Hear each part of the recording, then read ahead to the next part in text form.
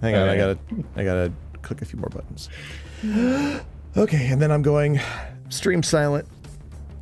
And what's up, everybody? Welcome to Tatsunoko versus Corona 13. I am Doctor Sc1ence, and I am here with JMCrofts. How you doing today, buddy?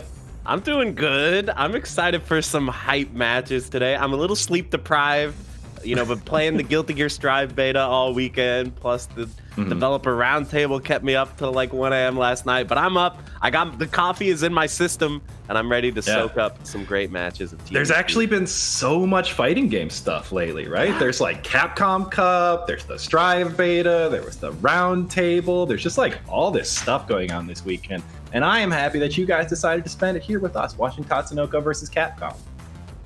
Yeah, I think, understandably, the pandemic has had a big impact on the ability of studios to like get stuff done in terms of creating new games and new content for their games. Yeah. So that's definitely slowed down, but I've really been amazed by how everyone stepped up to deliver these online tournaments, the Capcom Pro Tour, the Dragon Ball FighterZ World Tour, and stuff like Tatsunoko versus Corona.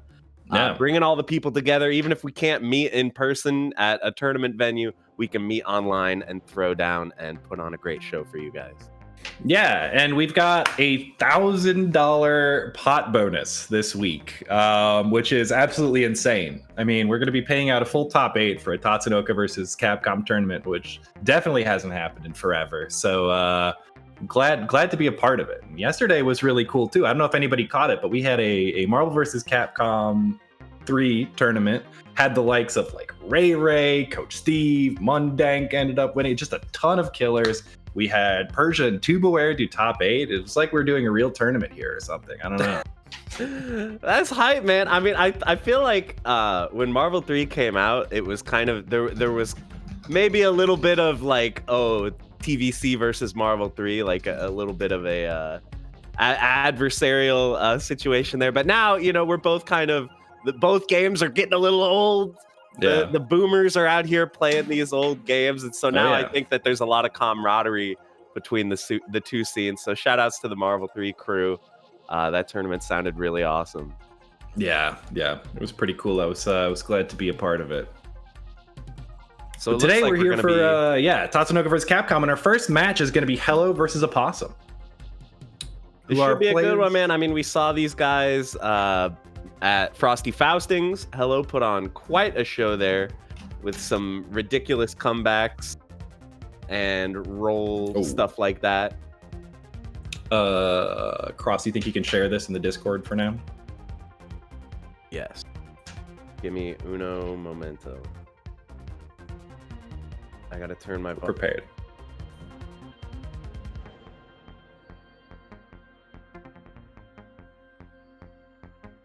I mean, if we could just share it without making them restart, it'd probably make everything run a little smoother, right?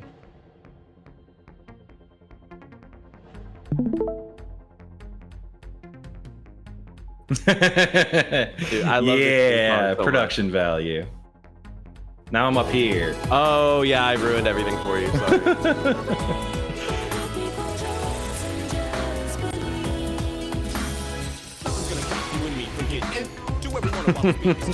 Don't worry, guys. We're gonna have it fixed. The match hasn't started yet.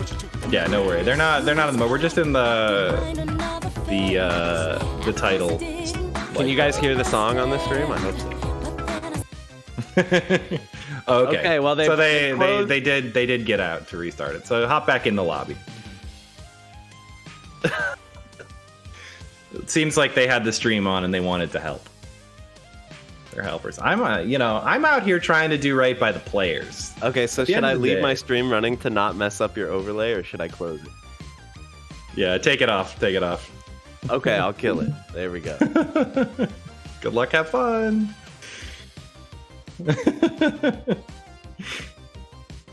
Oh God. There we go. Beautiful. So Matt's just gonna rejoin the lobby real quick here. We'll get right back in there.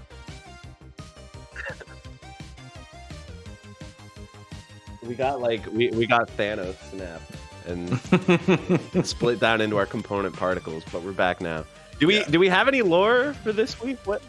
No, and I'm sorry, everyone. With everything that was going on with the tournament this week, I didn't have any time to progress the lore. You know, I was just sitting here the whole time working. So we're still here in the Ami stage. We're just trapped in the void. Yeah, for now. Should be able to, you know, maybe crawl out of here somehow by next month. We'll see. Maybe shortly after we get this match going, which theoretically we're ready for now. We'll see if it works. Don't panic.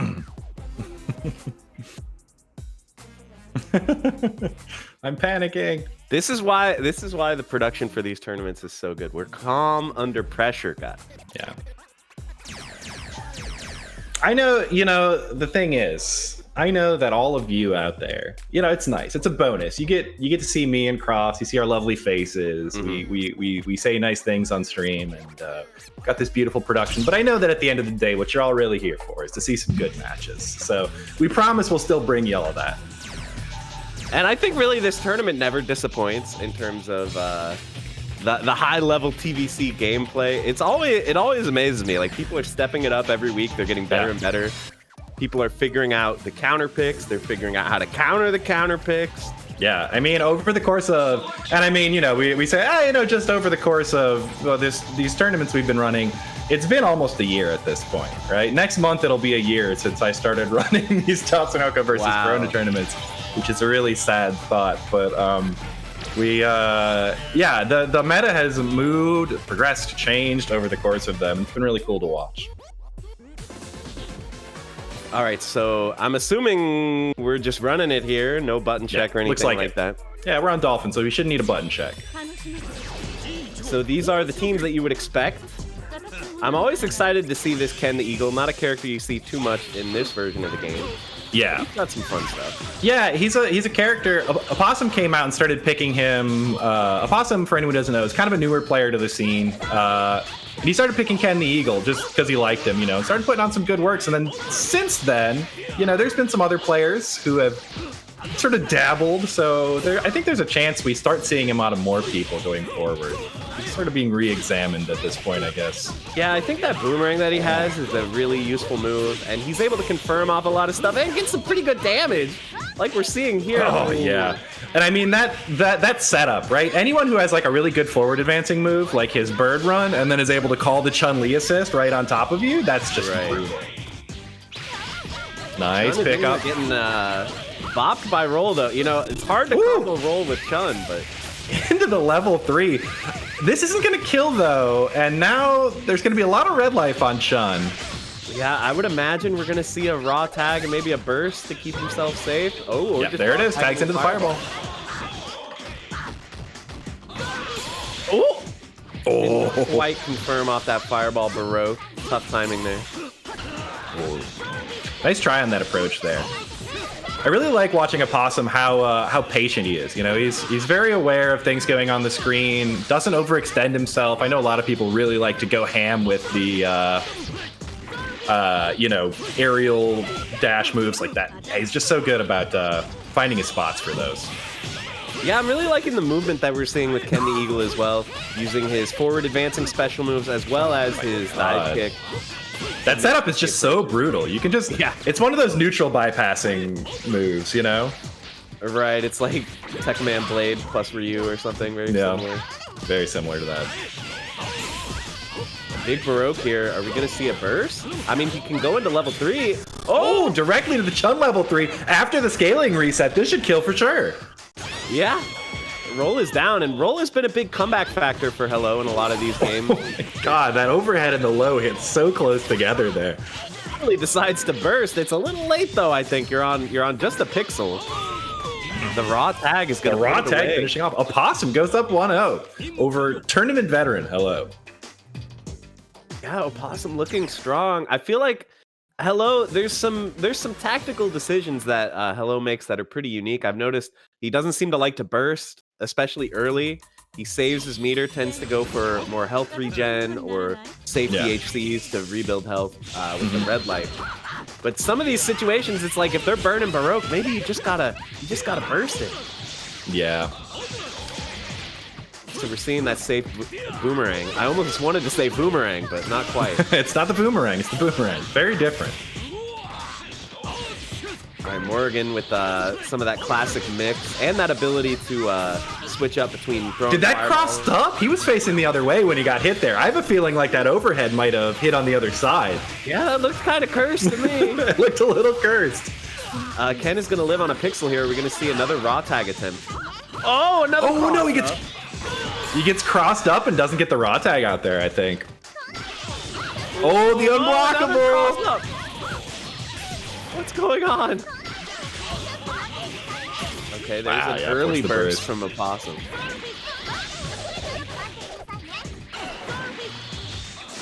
Okay, nice push block.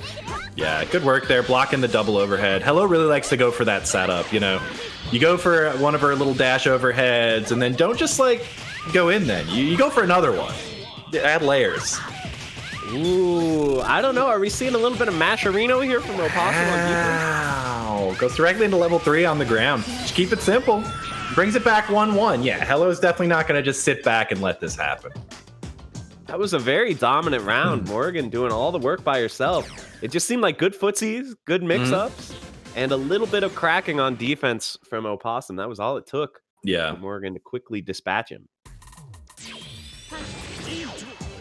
Once again, for the new players, or the new viewers, we'll remind you this is 3 out of 5 all the way through. Yep, 3 out of 5 the whole way. Both players at 1 point right now. Ooh, stops the teleport. Very nice how the boomerang just destroys that fireball. That's pretty useful. Yeah. Ooh, misses the confirm. Yeah, Morgan not nearly as good of a zoning character here as she is in Marvel. She's got the fireballs. They come out at a good angle. She can get multiple of them on the screen at the same time, but not nearly in the kind of volumes that you see in Marvel.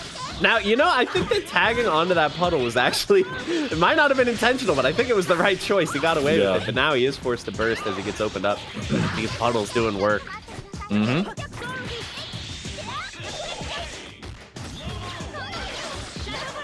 Okay, Baroque's the DP, but here we're gonna see some damage. Are you gonna burst? Hello? Yeah, he's got the burst meter. Oh, the drop though. Sometimes you just have to have faith that the opponent's gonna drop. It's gonna happen. Missed the confirm there. Got a little reset because of it though. Yeah, you can't burst the super, but is he gonna burst the follow-up, or is he just gonna say, you know what, I'll let Morgan die at the very last second? Right at the end. Okay, he's gonna go for one of these safe DHC setups. Roll gets a little bit of health back from that. That is a cornerstone of Hello's gameplay. Yeah, I mean, at some point though, it's like Morgan could have a lot more life right now if he had chosen to burst earlier. Yeah, some Chun-Li versus Roll matchup problems coming in though. Dropped combo a little earlier there. We have the loops. No, he drops it. Right. Okay, we're gonna get this confirm off the Chun-Li assist. Chun-Li assist, so good. Hit stun all the way back down to the ground. Ooh, we're sticking out normals. Yeah, I mean, that crouch mid for Ken is such a great button. Okay, into the missiles, yep. Gets a mix, goes low, nice block. Oh, level 3? All right, he's out of there. It was a corner escape tactic, and it worked exactly according to plan. Yeah, so it seems like, you know, if Morgan actually eats the hitbox of the boomerang, then it doesn't have one coming back, and so the fireball remains a threat. Yeah. Yeah, the boomerang only had the. I said boomerang. Yeah, I got you now. Yeah, the boomerang. It's only got one hit on it. So if it hits the fireball or if it hits Morgan, the hitbox goes away on it.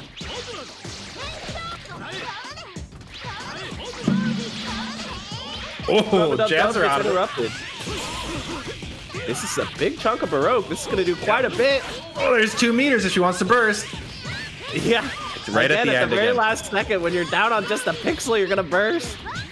Yeah, I mean, he only got the 2 meters in time. That would have been pixel health anyways, but oh yeah, still, you know, it's a choice.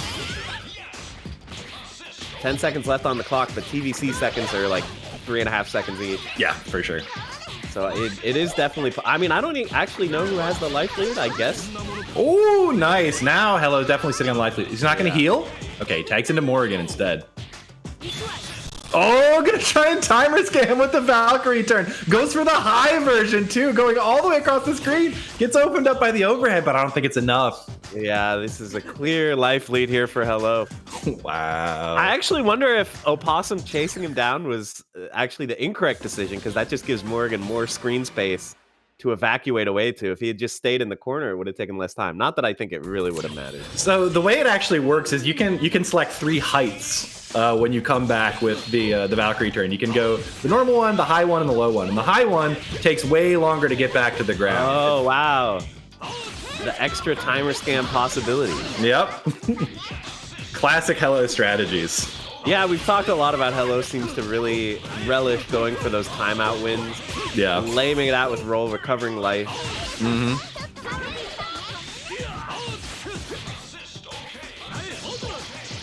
Oh, baits it.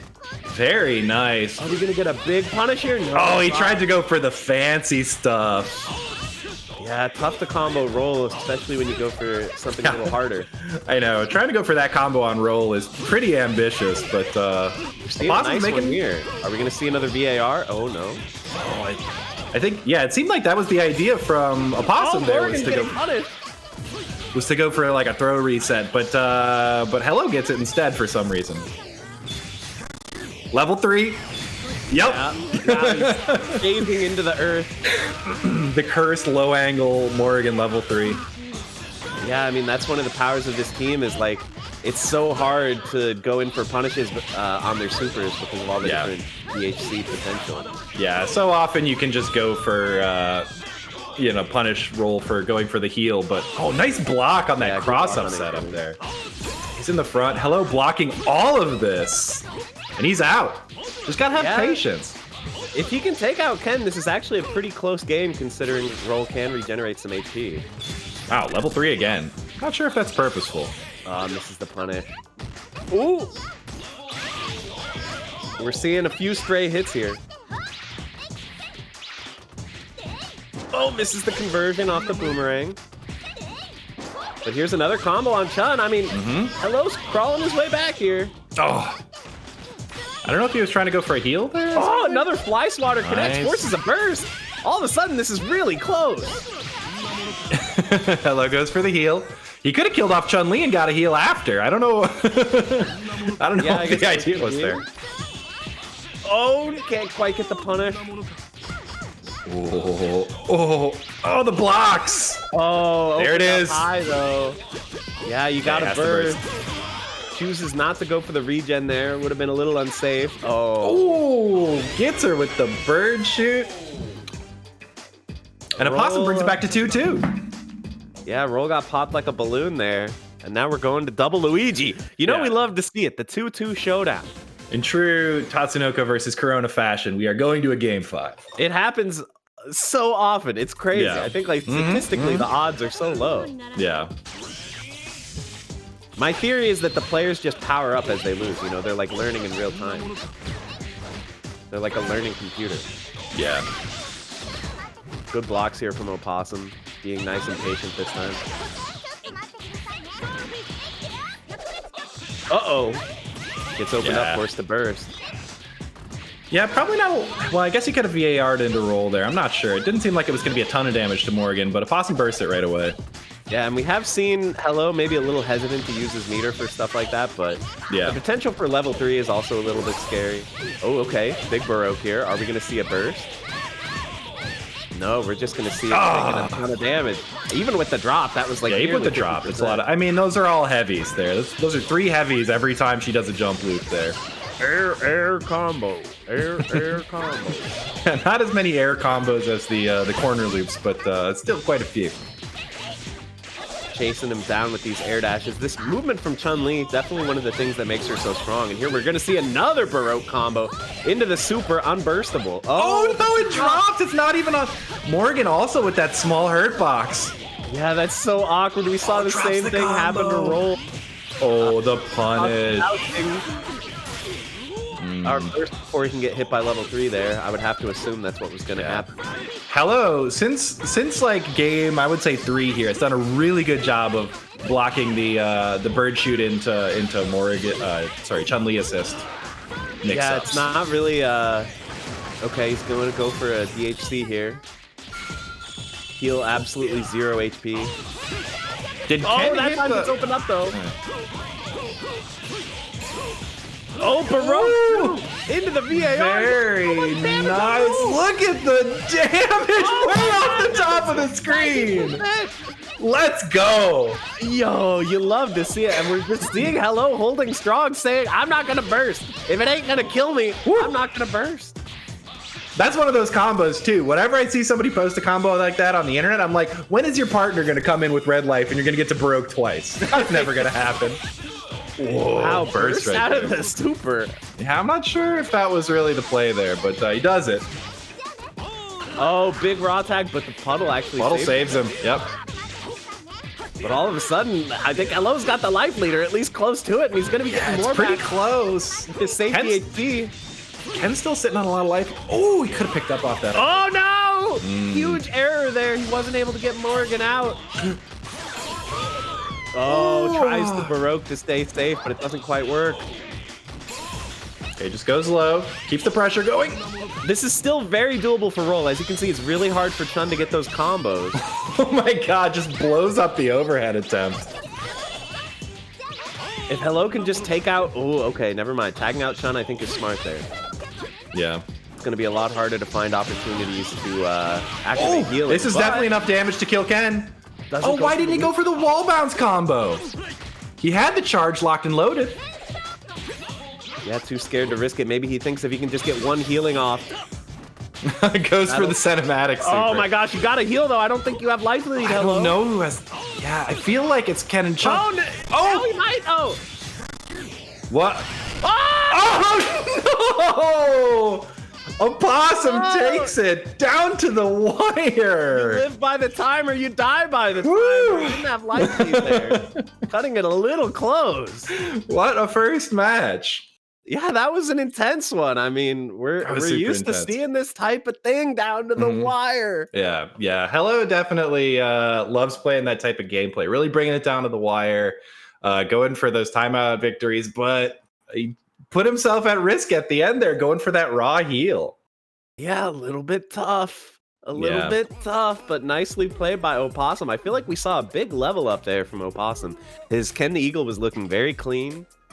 His usage of the Chun-Li assist and his Chun-Li on point, pretty clean too. Yeah, and I mean, Opossum already took top 8 at Frosty Faustings, which was a 63-person bracket last month, so no slouch. Happy to see him doing well early in this tournament as well. Up next, though, we This is gonna be a good one. we got a good one. It's funny. We have, and I'll let you guys know, it's Penguin versus KBeast, right? These two played twice at Frosty Faustings last month. So when I ran the seeds for this bracket and I put the brackets out there, somebody was like, hey, you're having them play first again? And I was like, well, I didn't do that on purpose or anything. And I actually reached out to Penguin and I was like, I feel like because you got double jeopardied by KBeast, this is a reasonable bracket complaint if you want me to change it. And he said, no, I want KBeast. He wants it. Oh, the run back. I respect it, man. Yeah. That's the spirit of the FGC. We don't run from our challenges. We face them head on. However, this ping is looking atrocious. Yeah, we're looking at the upper 150. I mean, maybe in Guilty Gear Strive, 200 milliseconds is doable, but unfortunately, Dolphin is delay based. Yeah. I'm thinking maybe we should try and switch hosts on this, but we'll see.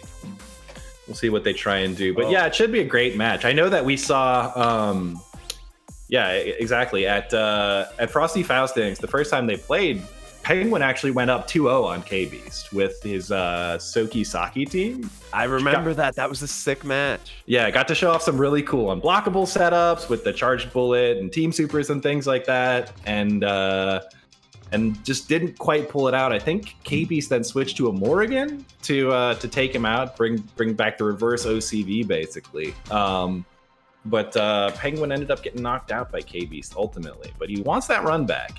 You love to see that. I mean, how bold is that? Like, this guy beat me twice, but I just want to play him.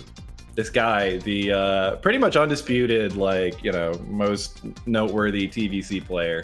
Of course, yeah, he did win Frosty Fastings as well. Won Frosty Fastings, won plenty of tournaments over his life. So I think we're gonna get a new lobby going. Okay. Try to see if we can get some improved pings here. How we feeling in the chat, guys? Sound off. I want to see it. Sunday afternoon.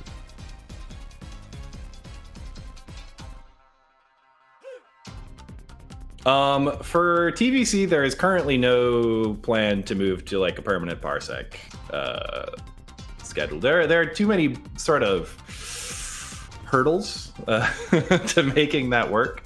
The big one, honestly, being controller setup. If anybody out there, I'll use this time to plug. I actually put a plug out on Twitter a while back. If anybody knows someone who would be able to get a different button setting extension for Dolphin, I would commission that.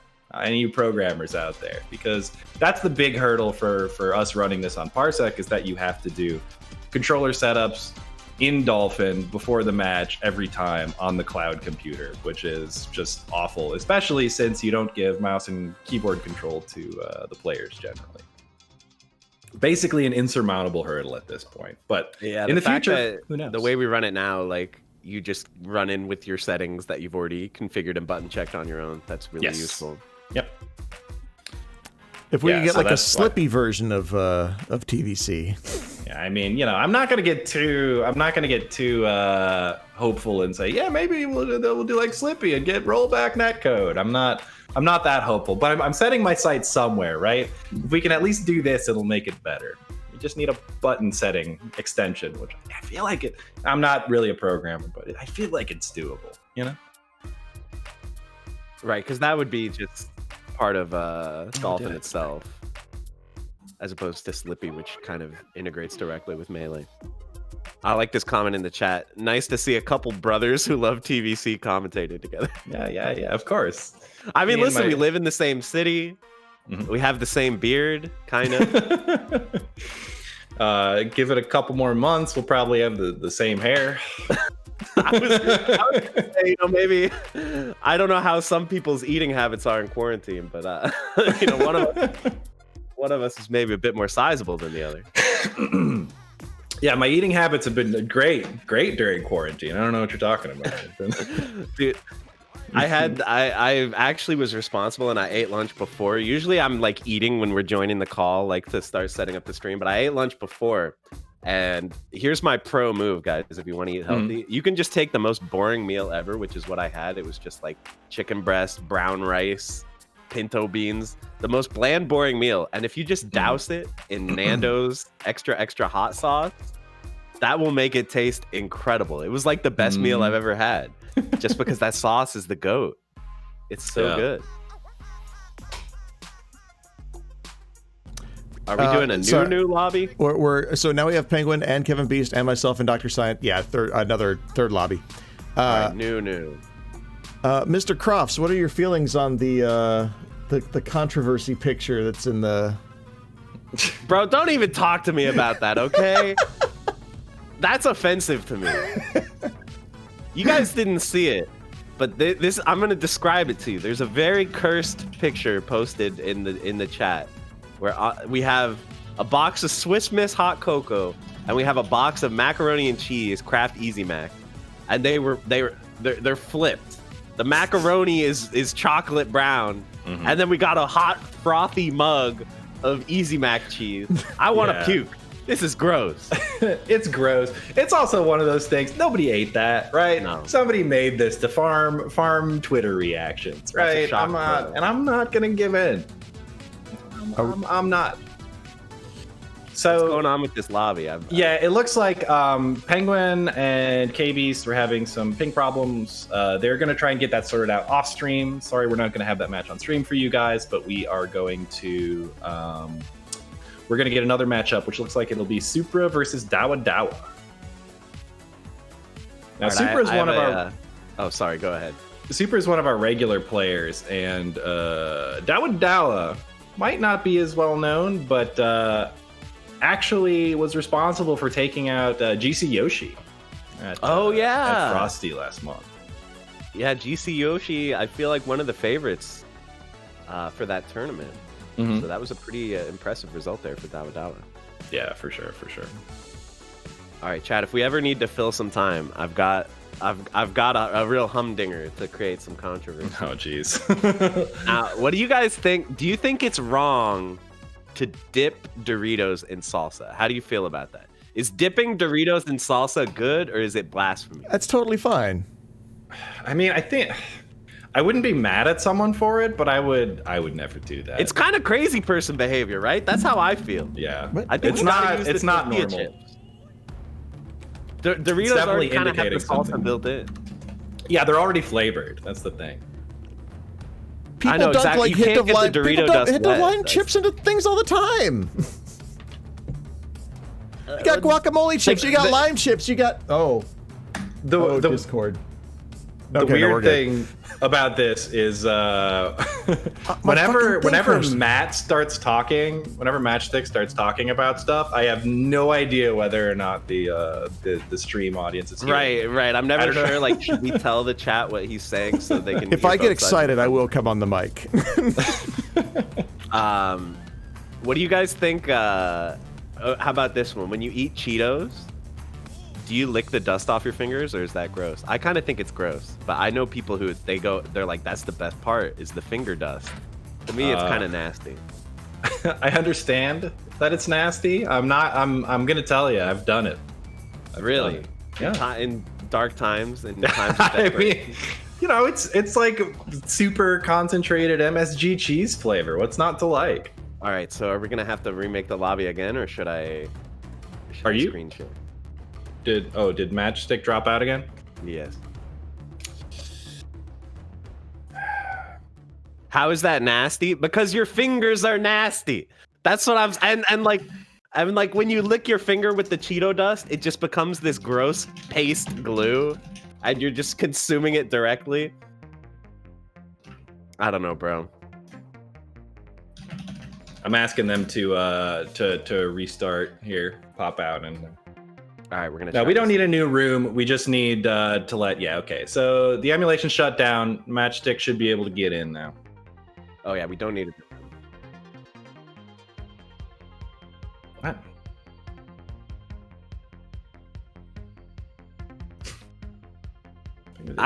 Listen. All I'm saying is, when I'm eating Cheetos, I use chopsticks. I reach in the bag with chopsticks and eat them like noodles. That's my move.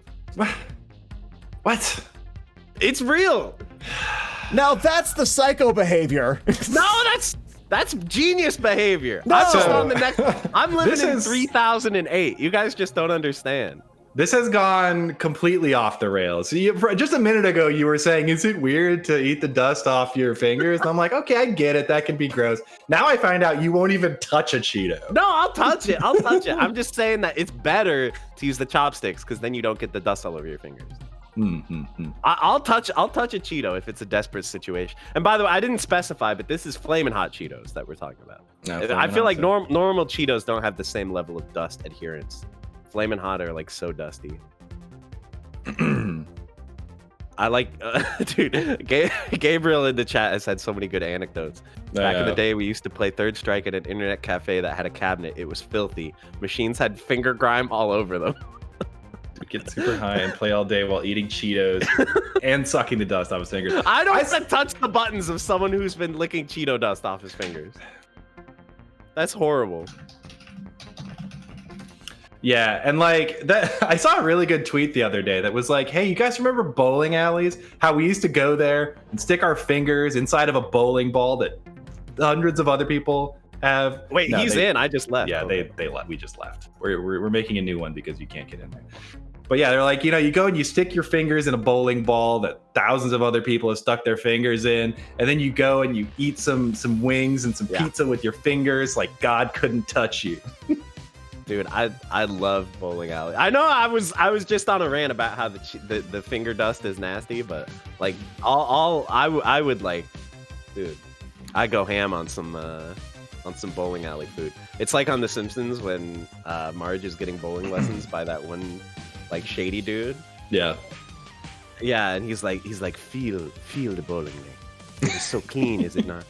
It's so clean you could eat off it. And she was like, oh, I guess I could eat off it. And he's like, 2 orders of onion rings. All right.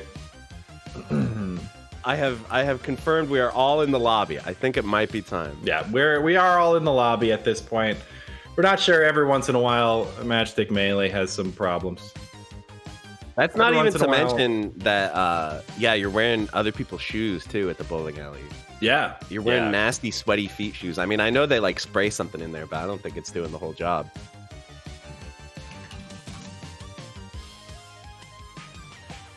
I'm looking at a black screen shaders. Yeah, I'm also getting black screen.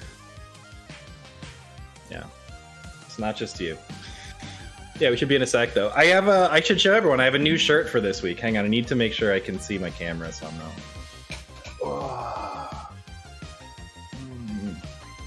Beautiful. You saw me, like, twinkling out of existence there. Yeah, that's crazy that the camera thing can't detect your body when it's just a shirt. Got a new Gachamon shirt for this week. Nice. I'm just wearing a boring gray sweater. I wear gray like every day. I don't know if you guys know this about me. It's my favorite color. I've seen you in that white hoodie. Oh, that's true. I have a white hoodie. But the thing is, I didn't try to buy the white hoodie. I tried to buy a purple one, but they sold out, so they gave me the white one instead. Oh. Lost connection. Are they going to restart the game? I hope so. I don't know what they're doing, man. This is tough. We're struggling through the technical hoops here. On the bright side, our pings are all super low. We're all sub 40 pings right now. Yeah. You know what? It's nice just to have this time. It is. I mean, we can really talk about the important things in life. Mm-hmm. Strive lobby bad. Strive netcode good. Okay, next topic. Yeah. Oh, okay. We talking about Strive. Are we ready to open that bag of worms? I feel like, and this is a thing. I feel like it's because we're brothers. But I went into Strive and I was playing Ramlethal and I was having like a ton of. I was like, this character's dope. And then I saw like JMCrofts is streaming. I'm like, I'm gonna go check it out. And I tune in, and lo and behold, who else is playing Ramlethal? My co-commentator and brother, JMCrofts. Trying her out. The main is still Axel, I think. Main's Axel. All right. But she is very fun. She's you were an Axel main in Plus R, right?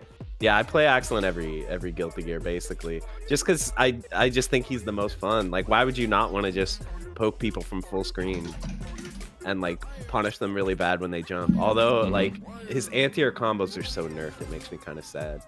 Yeah.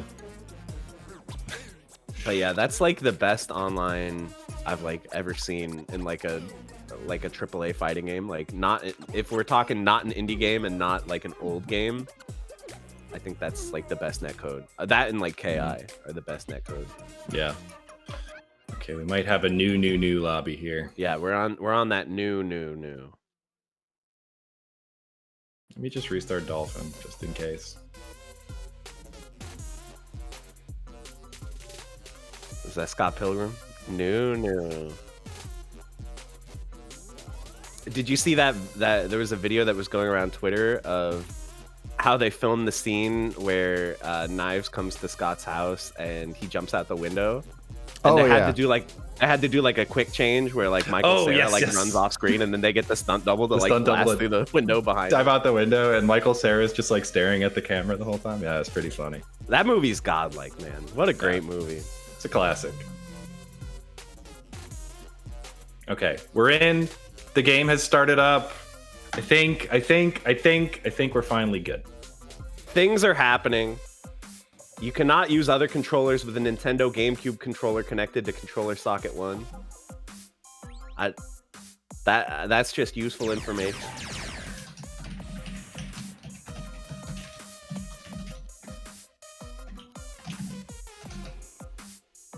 I'm also doing TO work in the chat here. There's a podcast I like called All Fantasy Everything, where they do fantasy drafts of like random topics. The most recent episode they did fictional bands. And there were some good ones, like Powerline, I think is an all-time classic from the Goofy movie. Yeah. If we look into each other's... You guys... but nobody picked Clash at Demon Head. I feel like Clash at Demon Head I mean, the Scott Pilgrim band, the Sex Bob-ombs, they're fine. They have a couple good hits, but Clash at Demon Head carries that movie, dude. They are so good. Yeah. Yeah, see, they know in the chat, for the first time ever, we're seeing things eye to eye. I can't believe you guys remember that song. I remember it being a banger. I could not tell you the words. Oh, though. it's so good. Oh, I forget who the musician was, but they got like a real musician to be Powerline. It's really good. But anyway, we're into some matches here. Yeah, it's Evan Campbell. Yes, thank you. So we've got the old top tier versus the current top tier. Oh, Karosaki. I don't know if Karos is current top tier, but Zero definitely forever top tier. No, that's what I'm saying. Karos is the old top tier. Oh, yes. Gotcha. Wow, we're getting schmicks though. Cross ups. Yeah. Soup loves that setup. All right, what do we got? We got fancy combos? Hell yeah. Going the other way. Oh, counters the burst. Get out of here. Incredible stuff. And wait, why did that not kill? I thought with that huge chunk of Baroque, he'd be dead for sure. Yeah, I'm not sure. Well, the counter wouldn't have factored into the Baroque, right? Technically a new combo. Okay. Super also is not affected by Baroque scaling. Wait, really? Yes, that's true. No supers? You're blowing my mind right now. Yeah, well. So now now I'm here for. Speaking of top tier, I mean, I'm starting to really believe with this character. Saki's an incredible anchor. Yeah. It's so much more than you would think. There were some clips posted in the TVC Discord the other day too, where Soup had some absolutely incredible Saki conversions that I had never seen before. You know, full screen gunshots into combos and stuff like that. I mean, so we were talking about the old top tier versus the new top tier, Cross and Zero, but now I feel like this is kind of like the old best anchor versus the new best anchor. I mean, maybe Saki's not the best anchor, but she's up there, man. She's up there. Yeah, I mean, like, lately, right? For a long time, it was like Roll was a popular anchor, Ryu was a popular anchor. Lately, it's been like Saki and Chun-Li, right? I think are the really big ones. Ryu definitely still good, but he just does not have that screen control potential that Saki has. Nor does he have that unblockable. I feel like she could have anti-air supered the Ryu there, but yeah, I do think that the threat of DHC is maybe something that'll keep you thinking twice about that. Speaking of anti-air, I mean, the health is so low here. Yeah, it really is. Make a hard read. Okay. Oh, Ryu taking damage from grenades though. No! Both taking some damage from grenades. Saki. Pretty good. Okay. Yeah, okay. Saki chipping away at this health, but there's just too much left for her to not take any damage at the end there. Yeah. Dawadawa goes up 1-0. Yeah, Dawadawa looking strong. I mean, Zero Ryu, obviously a powerful team, but pretty well piloted there. Surviving the mix-up from Karos and just putting in the work. We'll have to see. I feel like a lot of times when we see Karos played, like, the match can be decided so quickly. If he just gets hit a couple times, he just dies. But if he can really get the momentum going... that cross under! Yeah, that mix was brutal, and now we're seeing, you know, kind of what I was talking about here. If he just gets hit a couple times, it's like... Yep. Well, that's a wrap for my point character. Oh, nice goes for a little throw reset. That was cute. Oh, just same side low. That's Yomi layer 3 right there, guys. Oh, misses the relaunch.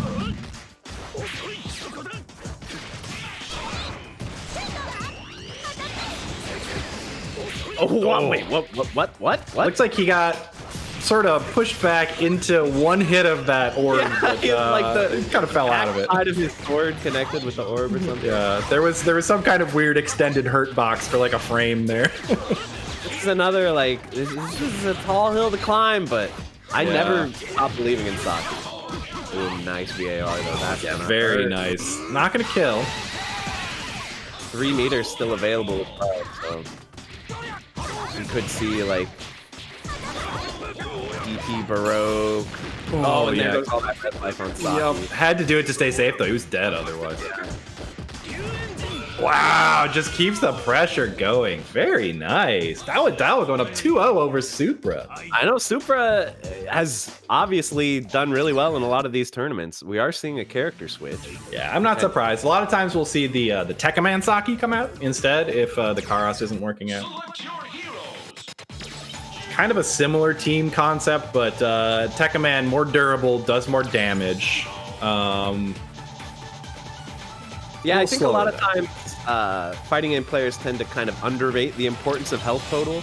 It actually matters a lot, and especially in an online tournament scenario like this, you know, there's a lot of different variables with the lag and stuff. Maybe against certain players, you just aren't confident that you're going to have the level of precision needed to play a character like Karos. Playing a character like Tekkaman with easier combos and a much bigger health bar can just afford you some wiggle room where you don't have to play completely perfectly. Oh, yeah, and his movement with Tekkaman is just so good. Look at this, he's in already. Big damage. No meter, easy 50% off that. Nice. Yeah, I love the way he's using backwards air dash to kind of fastball to create a high-low mix-up. As well as obviously the pizza cutter, a huge normal. Tries to snipe with the lariat. Nice. You can't keep him off you, even though he's so slow. His command and understanding of like Tekkaman's normals and his movement and all of that is just so good. All right, but Zero's in action. Yeah, Zero's back. And yeah, Saki assist is definitely not the most exciting assist, but it does the job. And then Tekkaman assist can be really useful. Ooh, drops the combo, or maybe an intentional Yeah, I think he just wanted to not use the resources and just get back into pressure there. Wow, hit by the Tekkaman assist. Oh. One of the things... Yep. All right. Gets into the corner loops. Oh, no, he drops it. I like the decision by Supra to not burst there. Yeah, see now he can save the burst so that he can save the character and get more red life on Tekkaman. But I feel like Supra is kind of having a hard time in the Saki versus Zero matchup here. Oh, getting that zoning going on with MOTHMAN. MOTHMAN definitely works differently in this game than Marvel as well. Yeah. What we see yesterday, it's like, I'm going to stand at full screen and zone. No lightning loops in this one. Uh-oh, no. Gonna burst as soon as he gets Got the meter for burst. Okay, tried to go for the fancy combo. Chicken block to get out of there. This is a very close game. If Tekkaman can get a hit, instead he gets hit for the burst.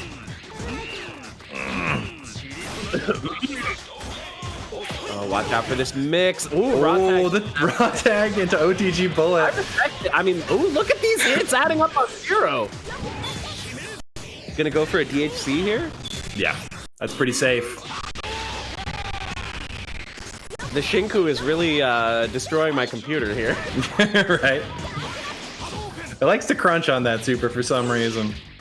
That's the power of the Wii hardware. Only the Wii can run the game at a smooth 60. I remember when the Wii came out, we joked that it was 2 GameCubes duct taped together. Apparently they use like a really similar graphics card, which is why Dolphin runs both of them. Well, and the Wii could be backwards compatible as well. Yeah, so I'm assuming that they had. Oh, nice rope.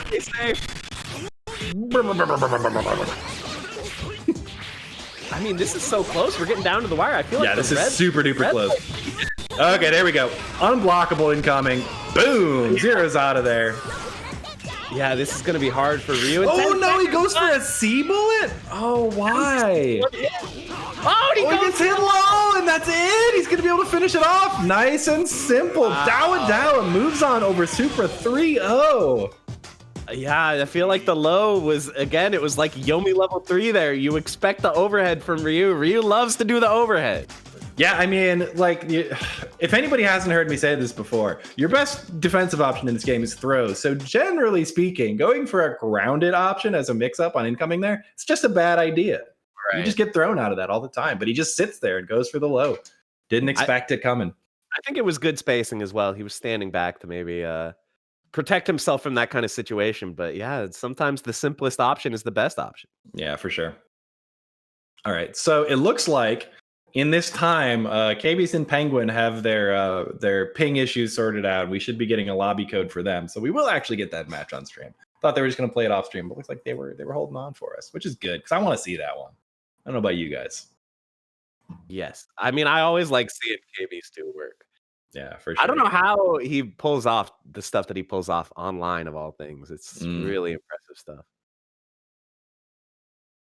All right, and we have a code now. So yeah, thanks again everyone for being here with us. This is Tatsunoko versus Corona 13, and we have a $1,000 pot bonus. There's also a matcherino. You can see it down there. It's an extra $5 on top of that. So if you want to help out with that, get an extra few bucks in there, go for it. I really appreciate it. Big money on the line for this one. I mean, Yeah. that's what KBeast did. So $1,005. These monthly tournaments.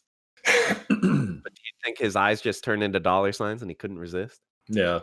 Well, I know yesterday KBeast was in the chat. It's nice to great. He was just like, he was in Marvel and he made top 8 for Marvel too. Played into the money in Marvel. He's an accomplished Sea Viper player for anyone who doesn't know. He was just in there the whole time like, I just want to play TVC. When are they going to put Viper in TVC, guys? Capcom, what are you doing? Yeah. Yeah, Sea Viper, not one of my favorite character designs, but she was so cool in Marvel, though. The way she played, it was so neat. Yeah, I low-key really dislike Sea Viper in SF4. She's so frustrating and like so OP, but Marvel, she's like made for that game, I think. Yeah, very, very cool. I always wanted them to add Balrog to Marvel. Like if Street Fighter characters, I want Balrog and I want him to have 8-way headbutt. 8-way headbutt? That like sounds amazing. Storm lightning attack. You just choose the direction and you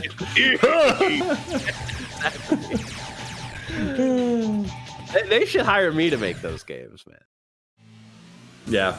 My I always wanted to see Honda or Q as far as Street Fighter. Q would be sick. Q would be good. I think after like BB Hood and your mic Marvel just got 2, gainy for the record. I've just wanted to let you know. But yeah, we're getting in there with Penguin versus KBeast. Teams we would expect. Soki Saki on Penguin's side. Yatter 1 Batsu, the absolute classic from KBeast. Do I sound okay now? No, now you're very, very soft. I'm too quiet. But yeah, KB is going to be going in with a lot of these like overhead roll attacks, and Soki just trying to control the neutral with his big buttons. Do I sound okay? Oh wait, am I still too quiet? Still a little quiet, yeah. How about now? There you go. Okay, sorry. I really need a new mic. This happens randomly sometimes.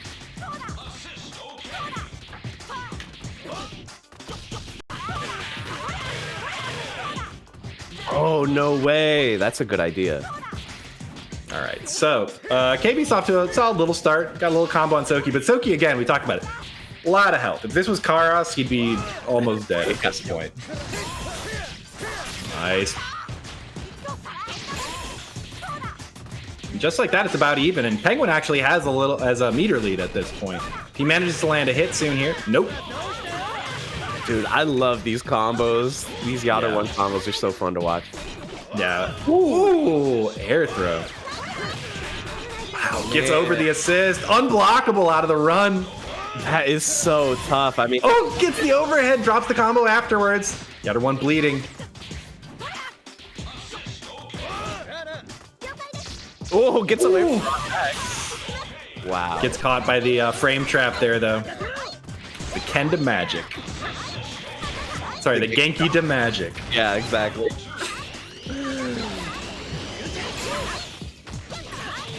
Oh, nice. Gets up there. Yeah, we got to start doing some Chrome Alchemist reference lines here. I'm gonna talk about people with a Kit Kat box of chocolates. Oh my god, look at this damage! Yeah, it's just solo Yatter 1, too. He doesn't even use the VAR. Alright, if you can find attack... Whoa! Oh, that's an overhead. C-Bullet is an overhead.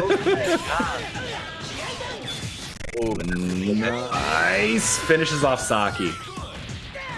This is a battle of the bruisers here. That's what I talked about. The throw on incoming. Yeah. Both these guys with that big... Oh! Yeah, well, I mean, I think he just got chipped out either way. Either way, he was at pixel health, so he was going to die. But I'm surprised Penguin didn't go a little more aggressive there. You know, like, Batsu's got dive kicks that go at all kinds of angles. It's really easy for him to chip you out. They're special moves. Yeah, let's see if Penguin can find something here. It just seemed like Soki couldn't really get it started last time. Oh my gosh, this rush down from Yatter1 is so oppressive. And KBeast did such a good job of using Yatter1's complex movement to navigate around this launcher too. Takes the knockdown. Definitely some of the best hitboxes in the game on Yatter1 in my opinion. Oh yeah. Oh, simple little confirm, jabs out. Too far to get the pick up off of that. Oh, misses. Drops the unblockable. It's still party mode. Okay. Oh, wow. Not a normal conversion you see, but point blank, sweet, Baroque. Cross Very up nice. as well. And here's 1, 2, 3, 4. That is one of the core strategies of this team. Yeah, for sure. Again. Yeah. Oh, I don't know about that burst there. Yeah, at the last second. I mean, ooh. If Penguin can really just play perfectly here, maybe he could make something happen with that Baroque. But it's going to be tough. 5 meters available for KBeast. Oh, yeah, there. A lot of red life on Saki at this point. But again, Batsu, really easy time chipping out with these dive kicks a lot of the time. Wow, there goes. Spends it. Big damage. I mean, it's big damage for 2 hits, but. Yeah. Ooh, okay. Oh, avoid it. Oh, this gotta get over this. Nice. Oh, oh, he's trying as hard as a trip. Oh, no! You were doing so well. He should have air dashed the other way. Oh, dodging all the chip that he could. This is like playing I Want to Be the Guy. The floor is lava. All right, 2-0 KBeast. Looking strong as expected. Yeah. Oh, the jab. That you it's never your turn. I'm gonna let you know right now. It's not your turn.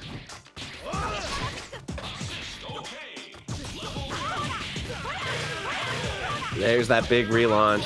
Oh, wow. Right at the edge of those hitboxes there. Look at all this damage. That was like a crouch light. Yeah. Yeah, Yatter1's neutral is just so incredible. There we go. Spends it for the unblockable. Forces the burst. Oh! Wow, and there I think that's going to be curtains for Soki. I mean, he could burst it if he wants. Ooh, drop the combo. Another skill damage, too. Not a lot of red life to recover on Soki if he does tag him out. Yeah, that's true. Oh. All right, Saki coming in. Penguin's got to make something happen here.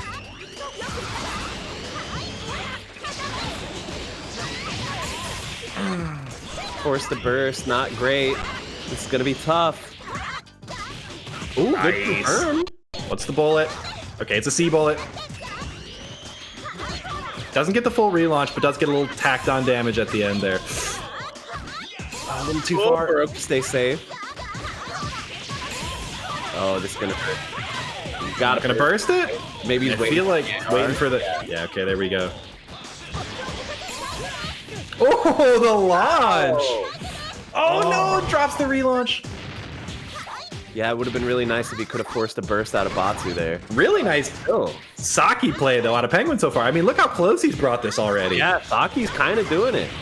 I mean, both of these characters are basically at full health when Soki died, right? Yeah, I think that's. Oh, gets up on the other side. Yeah, you gotta burst that one. Yeah, the health is getting low here for Penguin. Yeah, now this is pretty tough. You have to not eat anything at this point.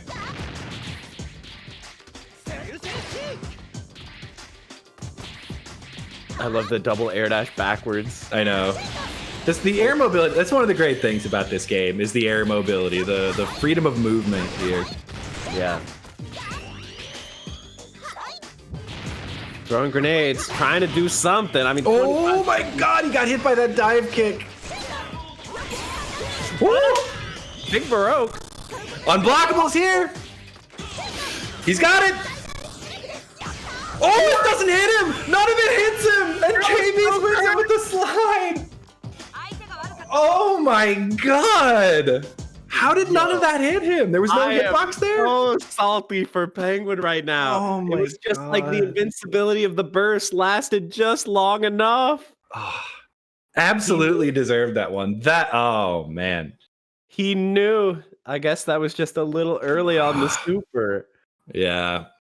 That was crazy. And KBeast, great presence of mind to just, command dash in, get the slide to finish it off. But man, that was rough. Ooh. So we're about to see another one of the titans of these tournaments coming up here. Metaternal versus Aopossom. Yeah, Aopossom, who we saw before, up against Metaternal, who has won plenty of these tournaments in his time. Should be good. We'll finally get to see some of the boomerangs. Yeah. Well, hopefully. I mean, sometimes lately, right? He's been playing Tekka Man. Yeah. Right? And then also recently, we've seen him play Vijo Chun-Li. That was what he pulled out at Frosty Faustings, but had a couple sort of unfortunate drops and misses with that team. So we'll see what he pulls out today. Yeah, I think it's good to have a few options. Even if I feel like matchups aren't that sort of strictly laid out in this game, other than the Giants, who have like some really polarizing matchups. Generally, most characters can hang with most characters, but there are some times where it's like, man, it's just really nice to have this particular assist against this character, or that kind of thing. Yeah. So I do think there is something. All right, the game is loaded.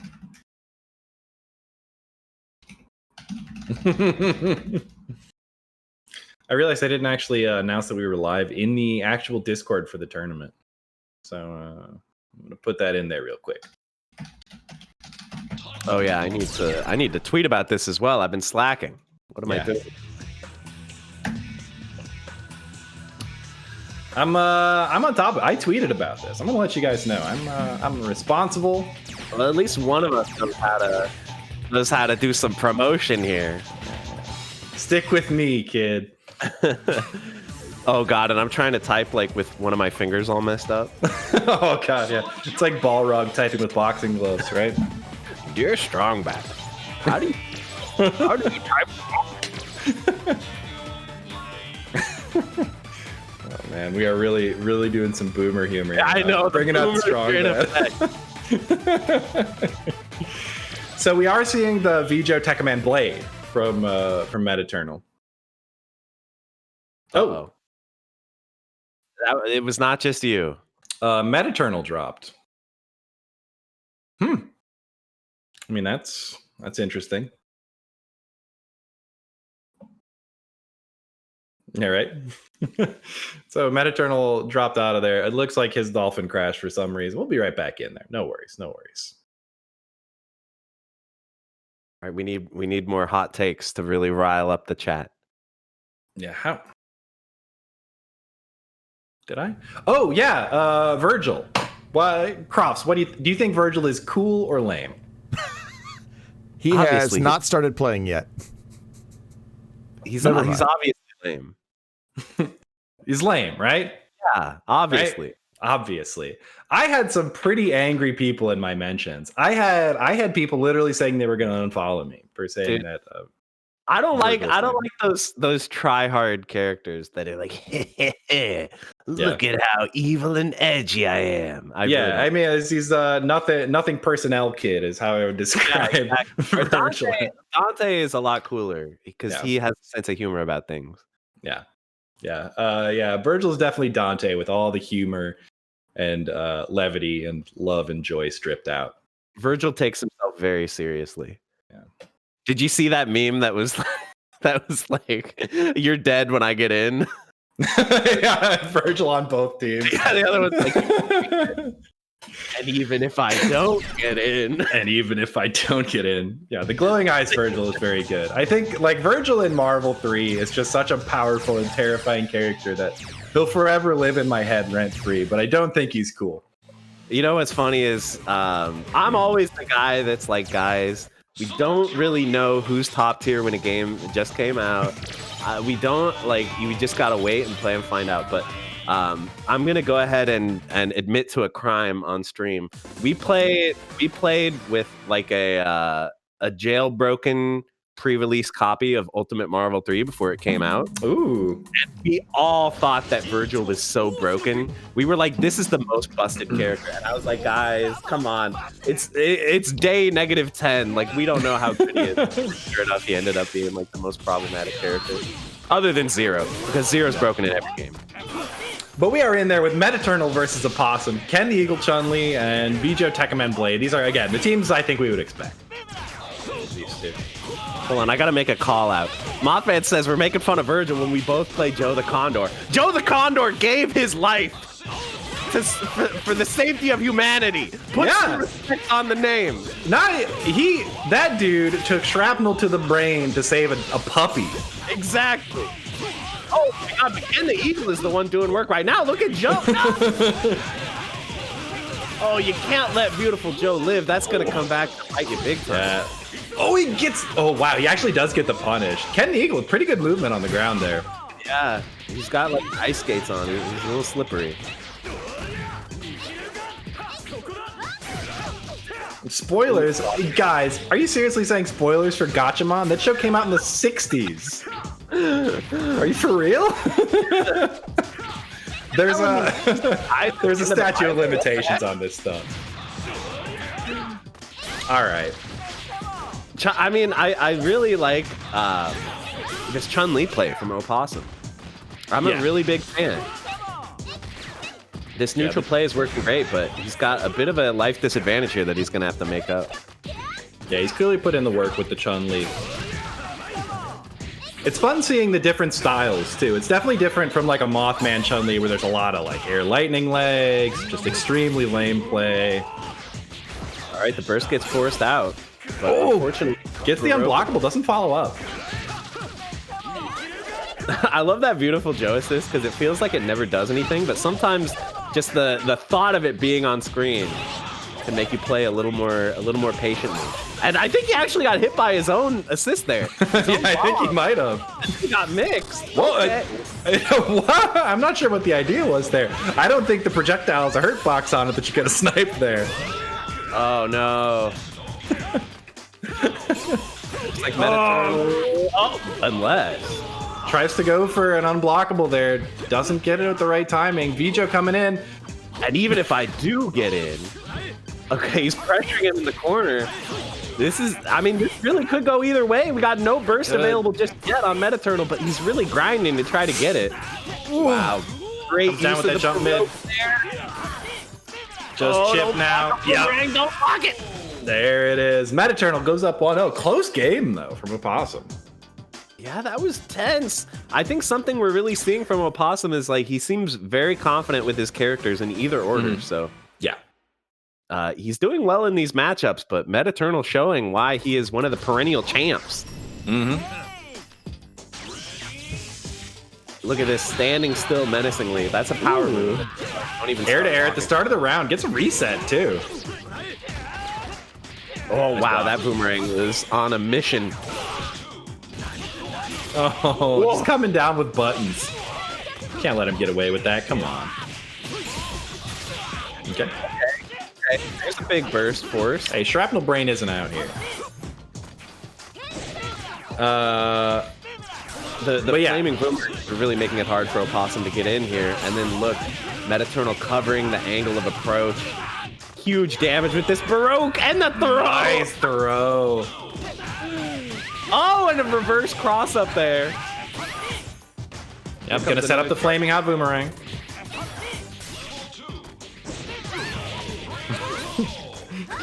Gets one hit with the boomerang up there. Gets the pressure in the corner off of it, though. Oh, it doesn't pick up off of that. Had a chance. All right, first, but there's going to be another one on deck here from Metaternal, so you're going to have to get a few more hits. Chun-Li also, again, we've talked about it before. She has problems comboing small characters, so it's going to be tough for her to really make this comeback here. True, and plus there's boomerangs all over the screen. Tekkaman Blade assist. Good block on the pizza cutter, though. Yeah, good blocks, good patience. We're seeing signs of life. Wow. Oh, the air throw though finishes it off. Being a little too defensive. Yeah, wow. So yeah, Metaternal goes up 2-0. I don't think we'll see any different teams out of Aopossom though. It's just gonna take a sec to think about it and then get back in. Yeah, I'm sending my energy to Aopossom here because I want to see another 2-2. Yeah, I mean, we all want to see this Ken the Eagle do work. It's the only time you get to see Ken the Eagle. Yeah.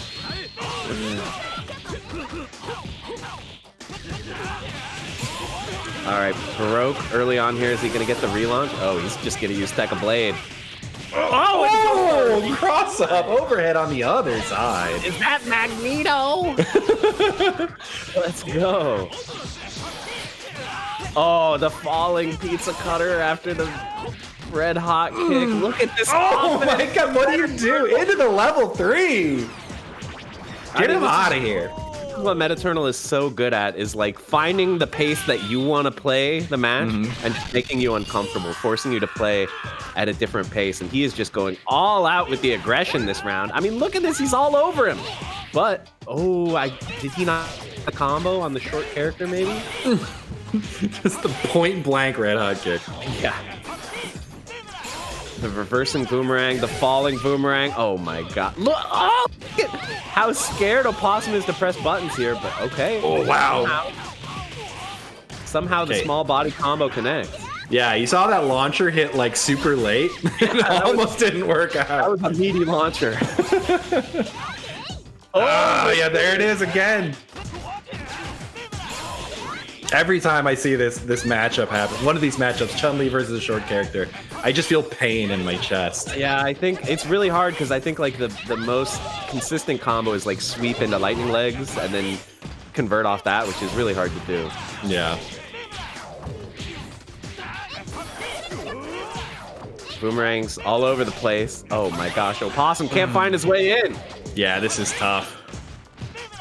Yeah, and you mentioned it too. Now that he knows that Chun-Li's trying to get in, he's just zoning. Yeah, exactly. Now it's like, oh, you want to be close to me? Too bad. Wow, raw super. I guess he's going for chip. Oh, doesn't die. I thought she was going to get chipped from that. Dies afterwards, though. Metaternal moves on 3-0 over Aopossom. Looking good. All right, guys, I really need to use the restroom, so I'll be back in about 30 seconds. But feel free to start the next match without me. You don't need to wait for me.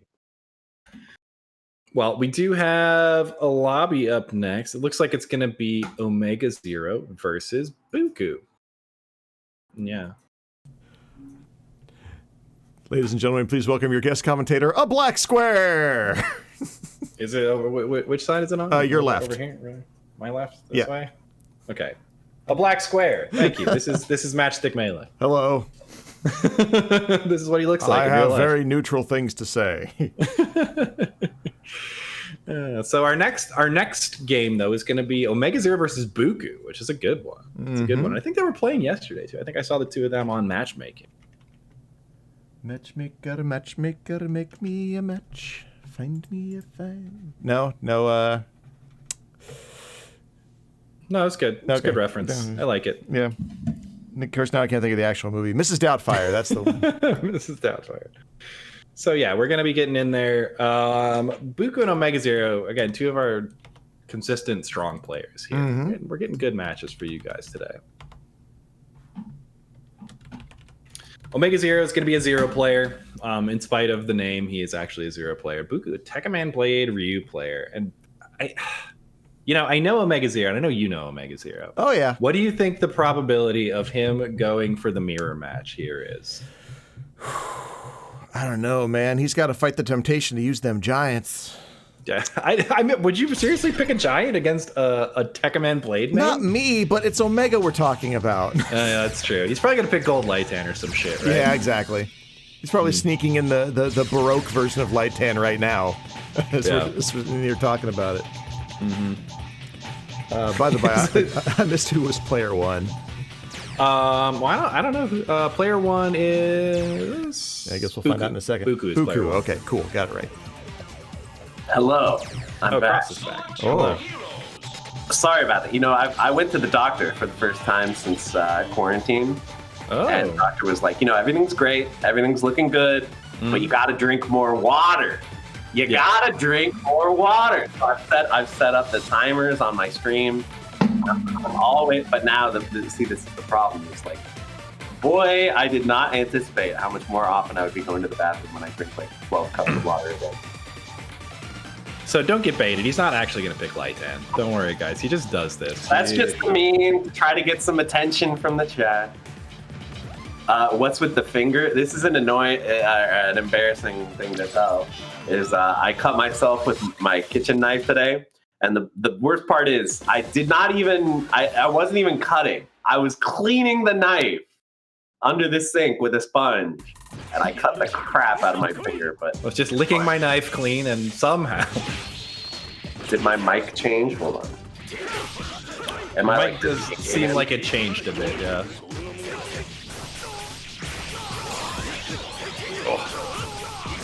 All right, gets a good start with the Zero here.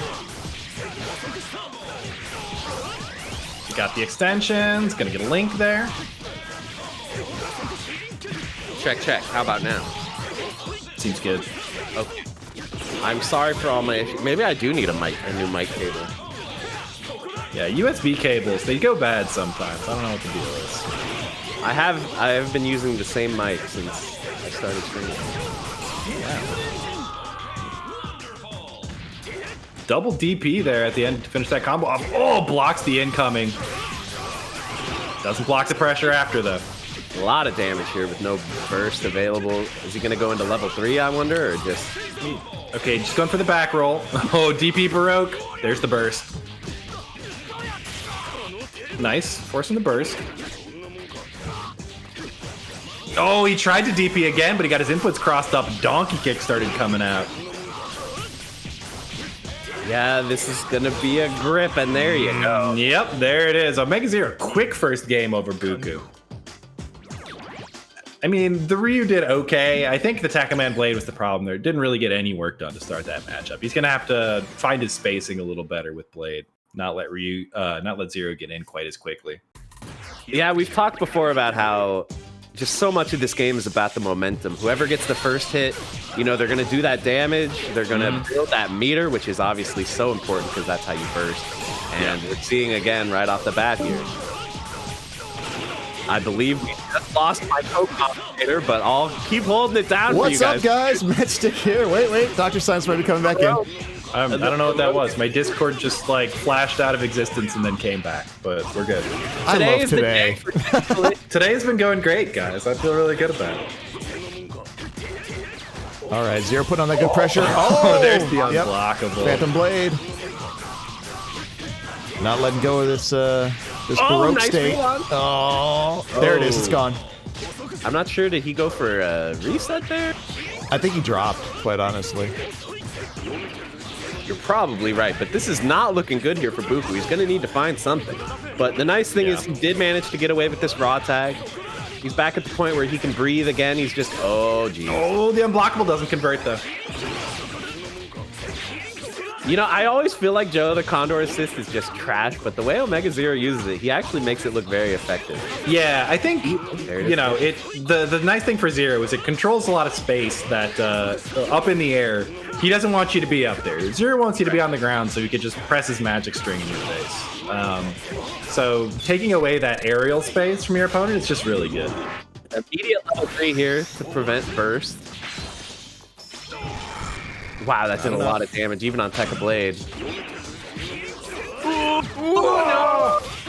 Wow, very bold to burst there. Oh, catches him with the tip of the DP.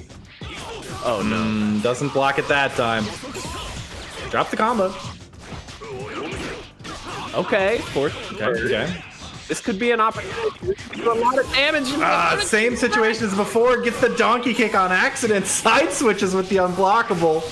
That's going to be a yikes, folks. OmegaZero makes it 2-0. 2-0. Yeah, Bookoo, a little better than the first game there, but still just kind of got rushed down by Zero in the end. Yeah, we're just seeing the oppressive power of Zero here. Yeah, and OmegaZero, one thing that he's done twice now against the Ryu is crossed up his inputs on Wake Up to stop him from getting the DP Baroque. such a powerful option from Ryu on Wake Up that he's just trying to do everything he can to remove that. And that Baroque unblockable is really putting in a lot of work. Yeah, it really is. Ooh, nice little conversion. Yeah, take your damage where you can, but no. Yeah, nice. I like saving the burst for after OmegaZero. Yeah.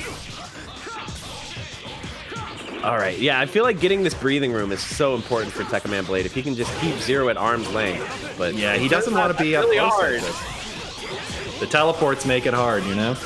Yeah, no burst available. I think this is going to be dead if we can get this relaunch. Yeah, this should be dead. Oh, he drops it. Could be big. No, no, but he calls Ryu too. I think that was supposed to be a throw there. He was a little bit too far out of range. Wow, Wake Up DP. Ooh, good block. Oh, nice. There you go. That was actually pretty nice. He just needs a couple more hits like that. And he could maybe finally get Zero out of there. Comes down with a big jump heavy. I feel like the next hit's going to do it because he's going to burn this big stack of Baroque. Oh, so close. Oh, the crossover counter. All right, this is definitely a more doable matchup for Ryu than the Zero. Ooh! Wow. Nice, there it is. No, he drops the combo. Come on. You had a chance there. Now he has to burst himself.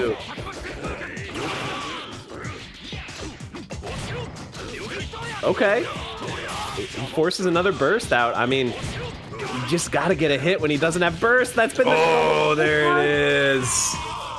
And OmegaZero moves on. We've had a couple of 3-0s in a row here, I feel like. 2 or 3 of them. I know, perhaps the trend of the 2 to 3 finish.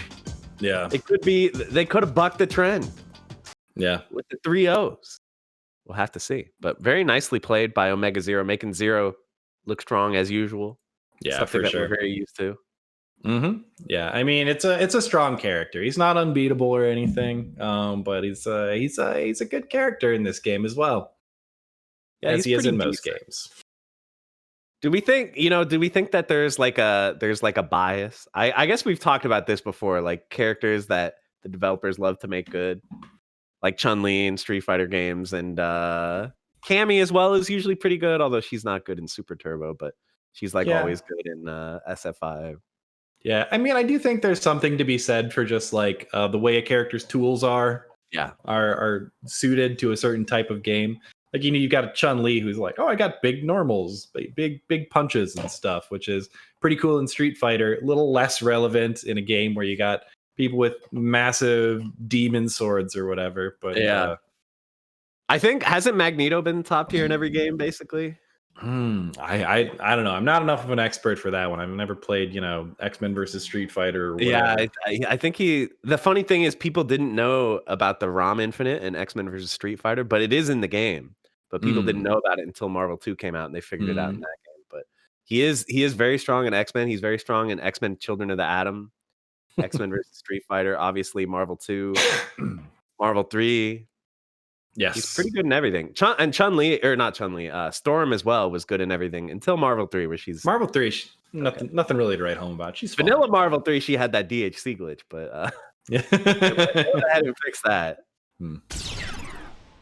But up next, we're gonna have Metaternal versus KBeast. So, Clash of Titans. Good matches for you guys. This is gonna be a good one.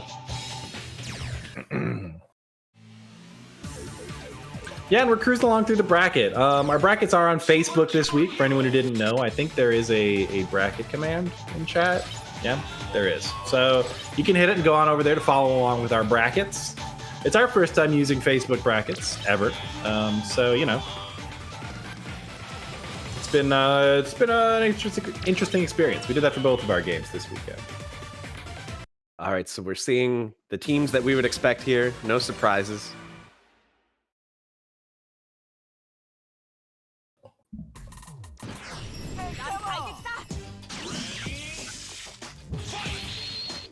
Yeah, the real Akuma sitting back there behind me. It sometimes does or doesn't come into view.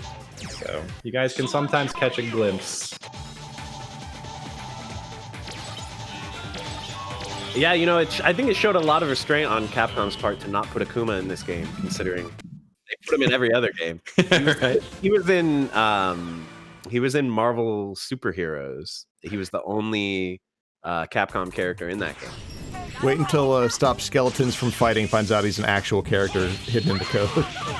I know, right? Okay, so Yotter won, doing his thing.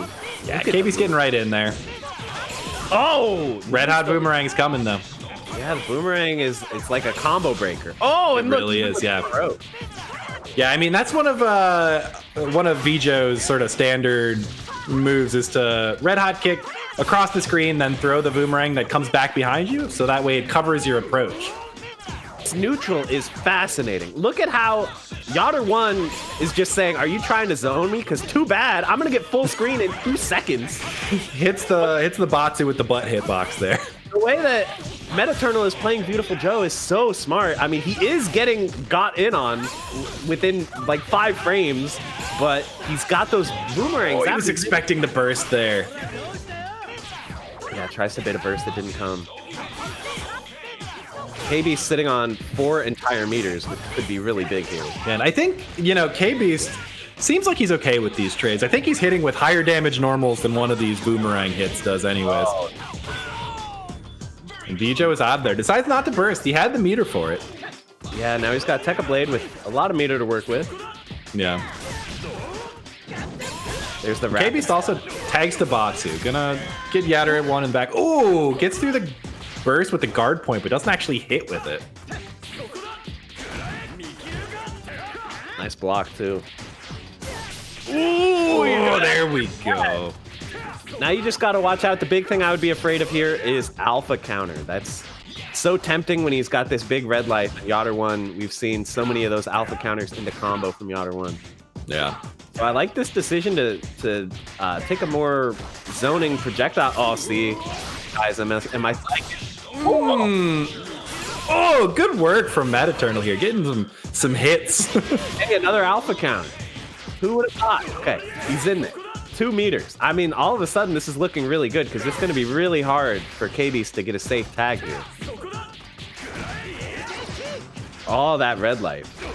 Yeah, he doesn't have meter for the VAR right now either. I know normally that's a way he likes to get. Oh, gets under the jump C. Yeah, gotta burst that one for sure. All the red light. That is. Oh, the unblockable in the corner. All right, we got a close one here, folks. Oh. Chase him down. Oh, tries to go air to air. Oh, gets the pickup. Is he gonna get meter in time? He drops the combo. Oh my god, this is a nightmare! Ooh, the unblockable gets the burst! He used up his Baroque! Oh! Gets him with the rapid slash, and Metaternal goes up 1-0 in a nail biter. Showing that KBeast can bleed. We saw KBeast looking so dominant at Frosty Fausting earlier in the month. But Metaternal putting on quite a show there. I mean, like we were saying, this neutral seems so hard for Joe, but the thing is, he's chipping away. I mean, just look how smothering Yotter 1 is here. He just gets all over you, but now, seeing maybe the change up here from Metaternal going a little aggressive with that Baroque there. Oh, snipes it out, doesn't get the boomerang out. You hate to see it when you invest in charging up that boomerang, but... Oh! Are we seeing nice Reno here from KBeast? Nice link into the relaunch. Bro, you just gonna let it happen. You never see that super. He didn't burst and now he's dead. And this is gonna be really tough for just Batsu. I mean, yeah, this is tough. Metaternal's neutral is so clean. I don't see how Batsu's gonna get very many clean hits here. Yeah, I mean, if anybody can do it, it's KBeast. His Batsu's incredible, but it's tough. Yeah, we're seeing Tekka Blade covering the screen space here. Oh no! Oh, the tardy counter! He actually tardy countered the bomb and picked up off of it. Genius. Oh my god! He's on one, man. I don't care if KBeast loses this game. He wins life off that. And look, there's Oh, why are the bombs so important in this match? I know, we were talking about how the bomb is like really hard to... Sometimes it comes up. Third tardy counter in a row hits. Oh, it goes for the confirm. Unfortunately, he's going to have to burst again. At this point, you can't even take chip. The Helm Breaker's going to close it out. 2-0 Metaternal. Let's go. All right, we're just running it back. No, KBeast not even contemplating changing. I mean, I think that's the right decision. His Yater 1 is looking good, but he's just taking a few too many hits here. Oh, look at that again. And oh, he's getting a little too impatient here. Against these red-hot boomerangs. He's trying to go in, but look at this damage. Charges up another one.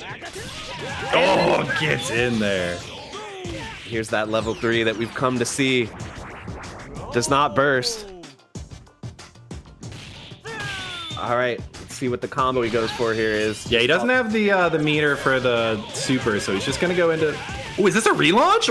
Whoa! Good execution. Easy 33 billion. Nice use of the Tekka Blade assist there. All right, knocks him into the corner. What's the mix? Baroque's his you know, just to keep the pressure. Oh, the bomb. He didn't trust in the bomb.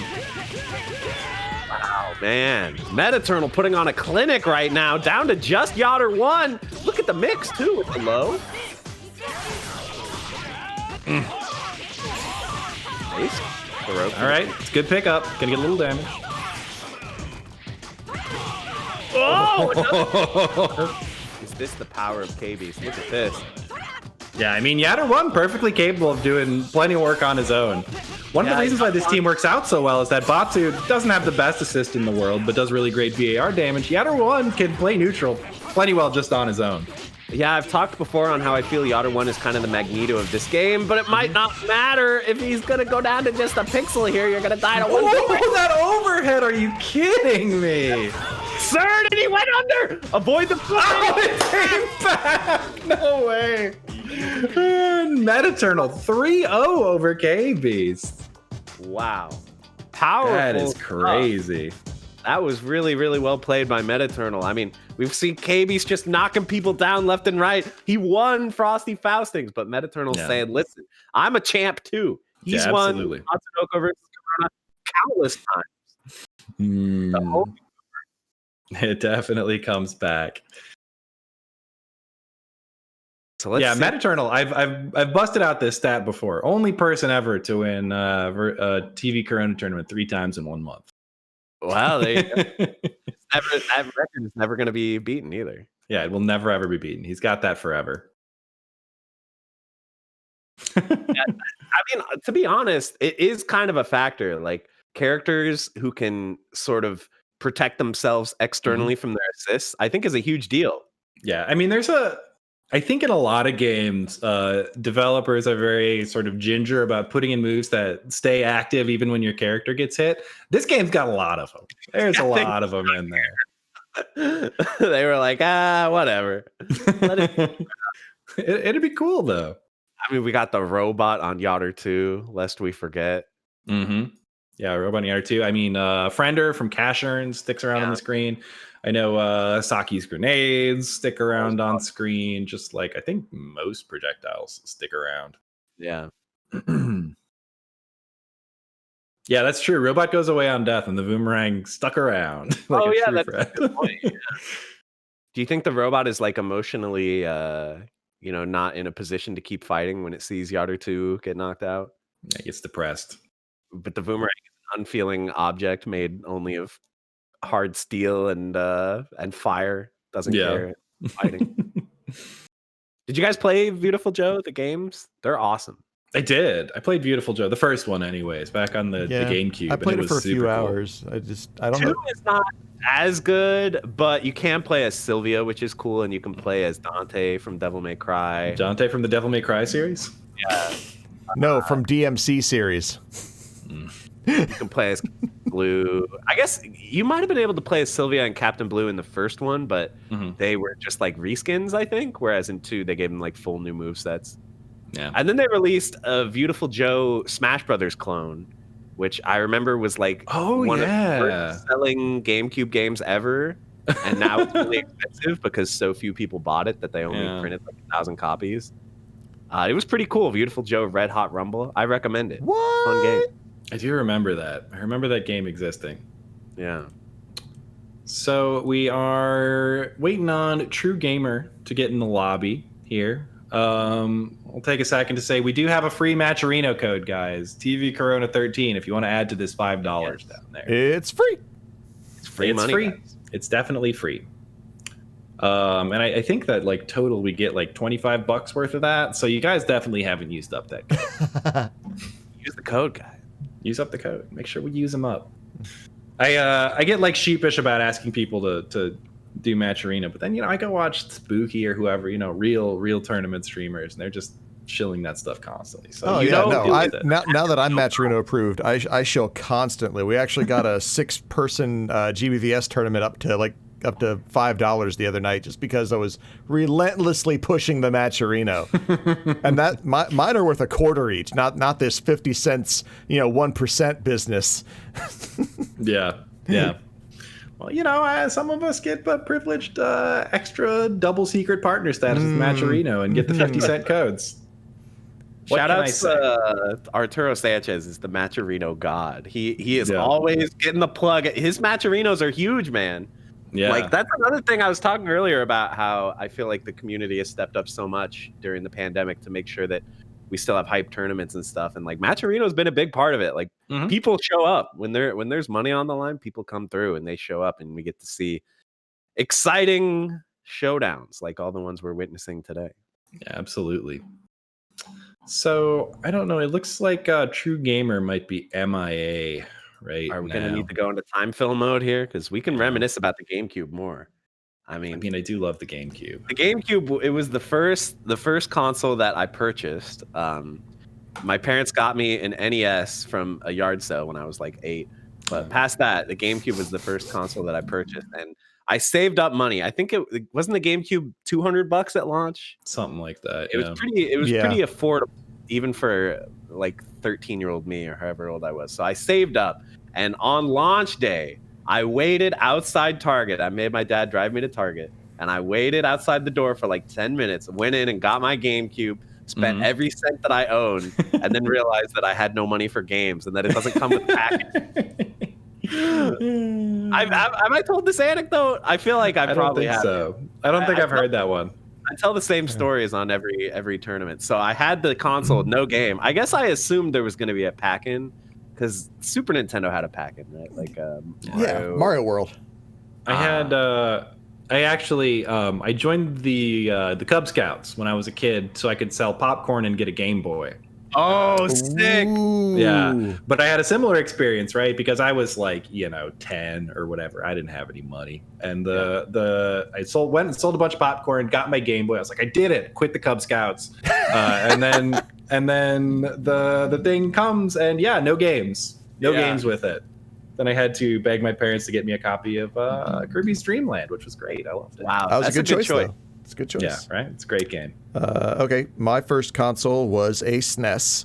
Nice. My babysitter at the time, her kid had an NES, and I was very, very much enthralled with it. And then I read in an EGM or something, like Super Nintendo coming, and I just turned to my mom and was like, please, I will literally fade out of existence off of this planet unless I get the super variant of this 8-bit system.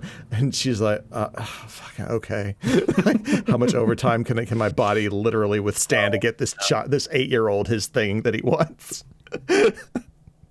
But that did come with Super Mario World, so I guess I had a better Christmas than you guys. My parents didn't let me have video games. I was like, they were like, we are not gonna buy you any video games. It's not good. It's a waste of your time. Blah blah blah blah. So I had to, under my own steam, go and sell a bunch of popcorn to get a Game Boy. That was my experience. I remember my parents got me a Game Boy for Christmas one year, and they were like, yeah, we'll take you to the store. We'll buy whatever color, because it was the Pocket. So it was like, you pick the color you want, and we'll get one game. You can pick one game, and we'll buy it. Mm-hmm. And so, I looked around, and I didn't really, I was so young. Like, I don't know how old I must have been, like probably under 10. And I was like, like Tetris, Zelda Link's Awakening, Mario Land. No, here's what I want. Star Wars, The Empire Strikes Back. I was like, Star Wars is awesome. Ooh. This has Yoda on the box, so it's gotta be good. So I got Star Wars Empire Strikes Back for GameCube, and that game is trash. It's like that game like doesn't work. You like play as Luke and you just shoot laser beams. You don't get the lightsaber till like 3 levels in. I didn't figure out how to get the lightsaber. It is so bad. So I was just at home playing this garbage Star Wars game that barely works for like a year because it was the only game I had. I loved it. That was back in the day when licensed games used to be just trash. On well, average. they could go one of like 2 ways, right? They could be utter garbage. They could be like, wow, this is way better than it actually deserves to be. Or it could be like, what sadist made this piece of like on the Star Wars vein, the Super line, the Super Star Wars. Super Star Wars, Super Empire Strikes Back, and Super Return of the Jedi are 3 of the like people want to talk about Dark Souls. Dark Souls is kid stuff. Yeah, those games are fun, but they are punishingly hard. Yeah.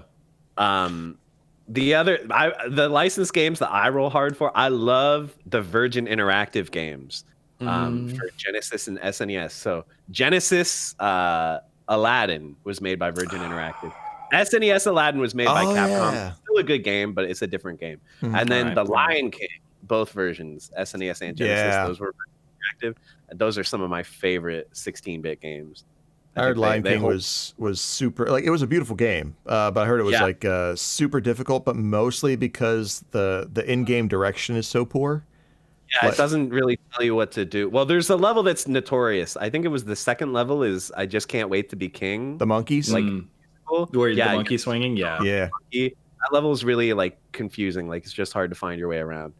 It's always funny watching those. I don't know if you guys watch like AGDQ and stuff like that. Yeah. But like there are these games where, I didn't have those systems, but I definitely played like Aladdin and Lion King and stuff like that at friends' houses and just hours and hours and hours of banging my head against that game.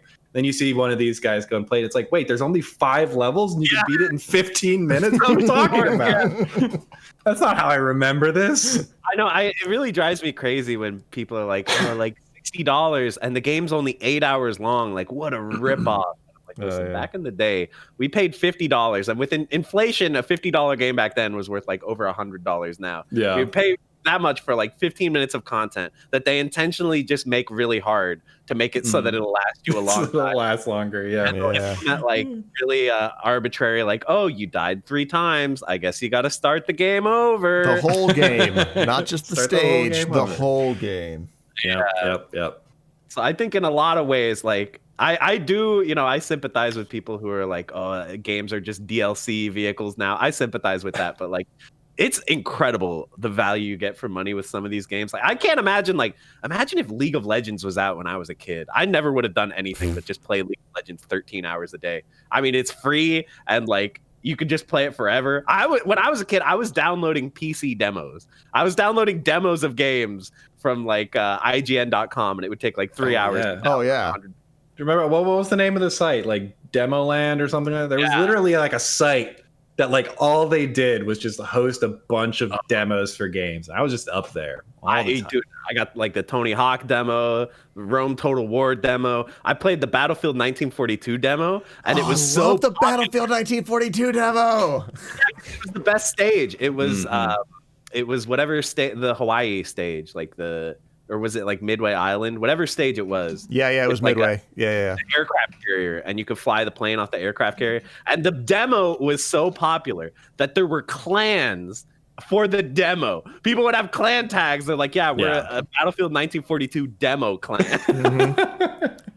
Dude, so honestly, that game split my focus because it was that, and then it was all the Monty Python CD-ROM games.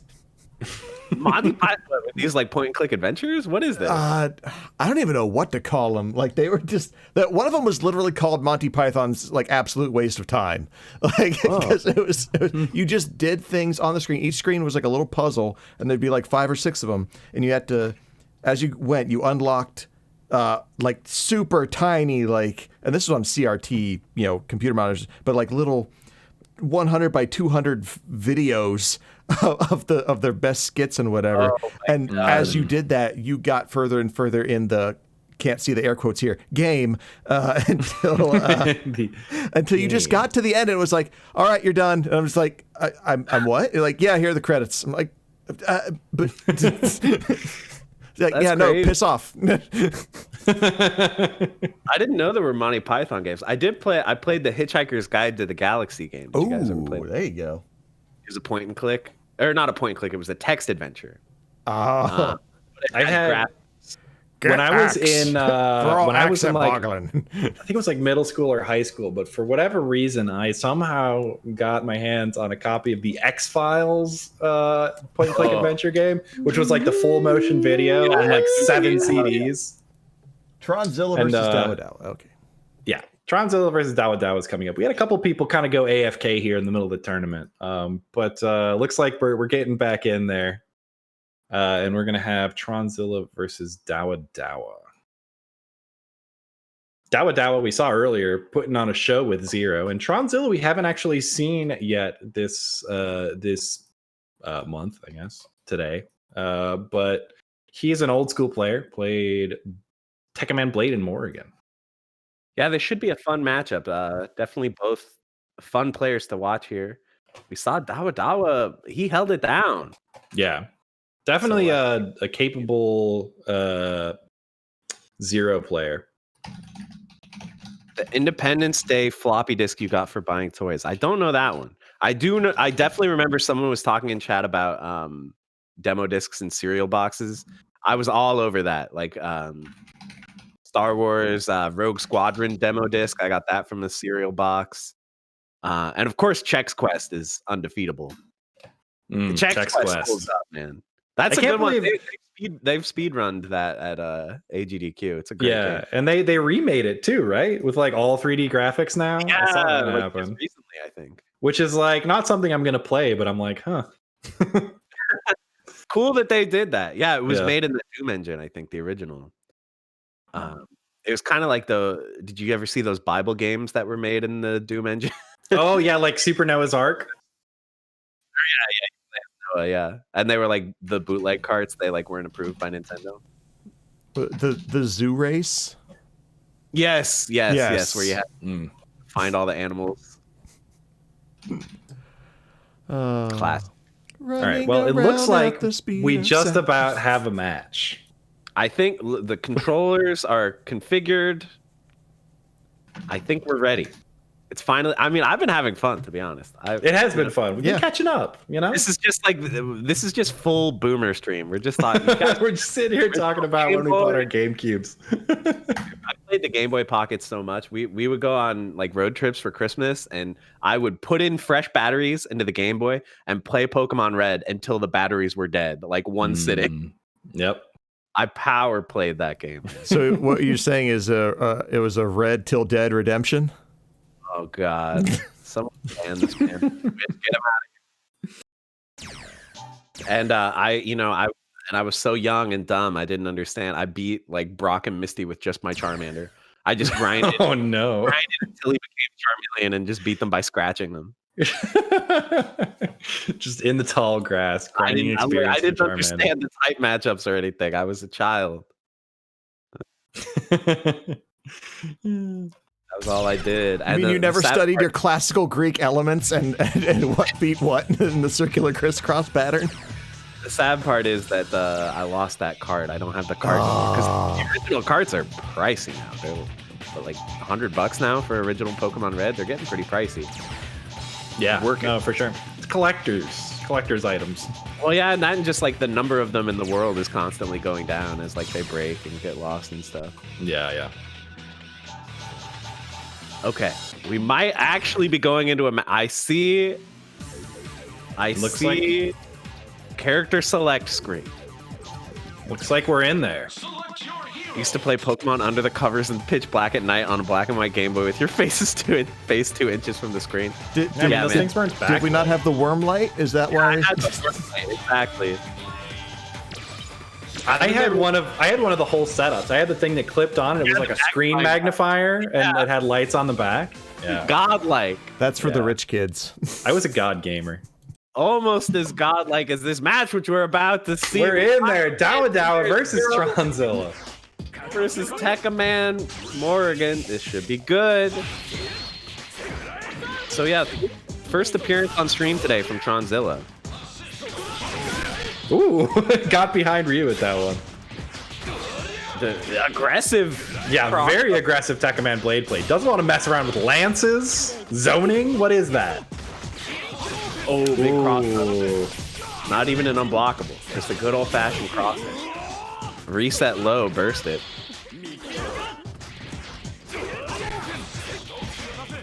Chasing him down. Uh-oh. All right, gets the hit. That's a lot of Baroque life right there. This is going to hurt. Tronzilla, but his ankles are looking a little sensitive here. Ooh, yeah, he's dead, huh? Baroque damage. Crazy. All right, Morrigan coming in. Okay, this is big, though. No burst. What's the mix? Goes high, but he chicken blocks out, or rather, chicken gets hit. Chicken gets hit. Chicken blocks it with his face. Chicken bagok. Okay. Wow, I thought he was gonna save burst until we saw Baroque activate. That was pretty spicy little bit of movement right there. Yeah, this is looking tough. I mean, part Dawadawa is like warmed up. Oh, right into level 3. I don't know. I feel like it's not gonna kill. We need Sage Jam here. I mean, what are we gonna do? Oh, he's dead. Wow, that does so much damage. I was 4 hits in on scaling too. I wouldn't think it did almost like 50%. Well, I guess not 50, but a lot of damage. That was quite a grip of damage, and Dawadawa looking very potent here. Yeah, looking good today. Tronzilla's gonna have to figure something out. How are we gonna deal with this Zero? Zero's running rampant in this bracket today.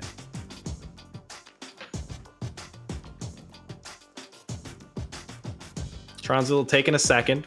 Think about what he wants to do. Yeah, sometimes you just gotta take a breather. Yeah, just relax. Sure. Just wash the salt out. Mm-hmm. It's always good. You don't need to rush back into your match, you know? Just take a second. Think about it. By the way, I don't have the bracket handy. How far are we in the bracket? What?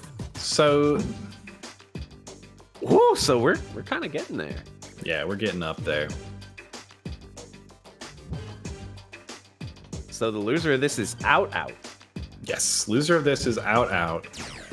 And then gonna play the loser of... What is that? Oh, a match that is not yet decided. Okay, great. Well, who sent Dawadawa to losers? Who did Dawadawa? Oh, okay.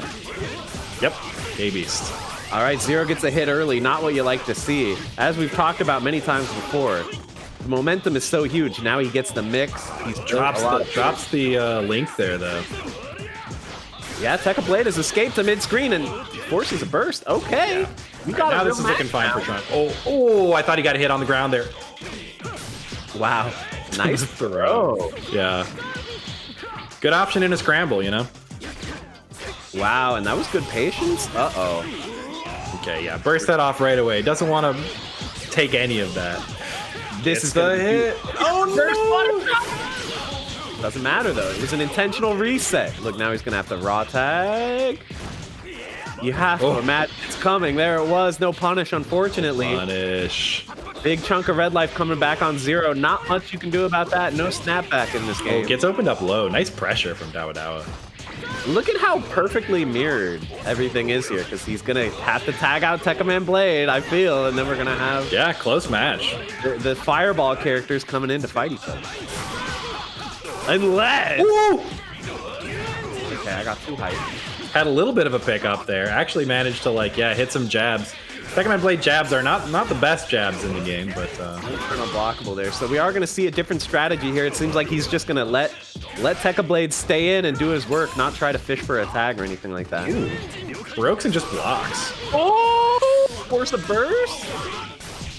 No way. Oh, such a nice pickup. Very awkward range for that launcher to hit, but he manages to make something out of it and kills Ryu. Yeah, that's going to be really tough now. Zero with no assist. There's the mix. Oh, Tronzilla brings it back 1-1. Nice. I feel like waiting there on the menu. He spent like 90 seconds deciding if he was going to press the retry button, and that might have been the mental recovery that he needed to come back and take the game. Yeah. Very nice. Very nice. Very close match so far.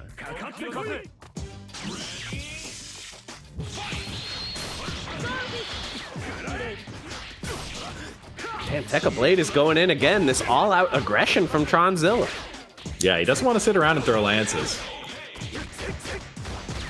It's especially impressive that he's doing it up against a Zero like this, you know? Yeah. Oh, instant burst. 2 hits, 0 damage. Good block. Oh, not that time, though. The ankle. Low. Once again, pretty symmetrical here. They both have used their burst. Burst, and then Tekka Man burst.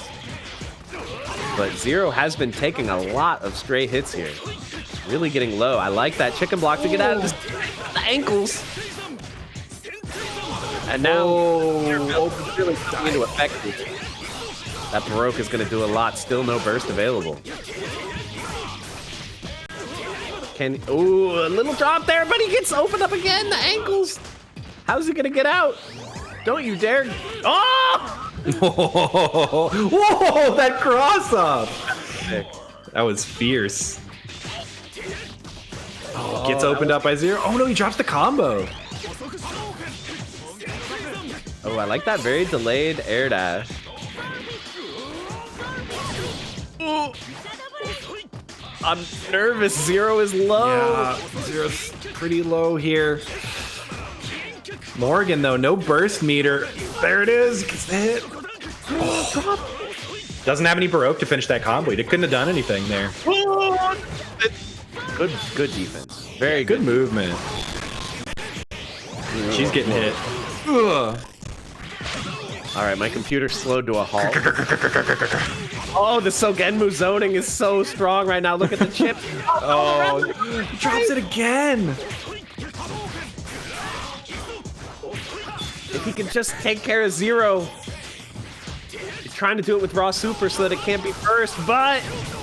Oh, the last hit of the DP is enough. Morgan coming in. Sogenmu up.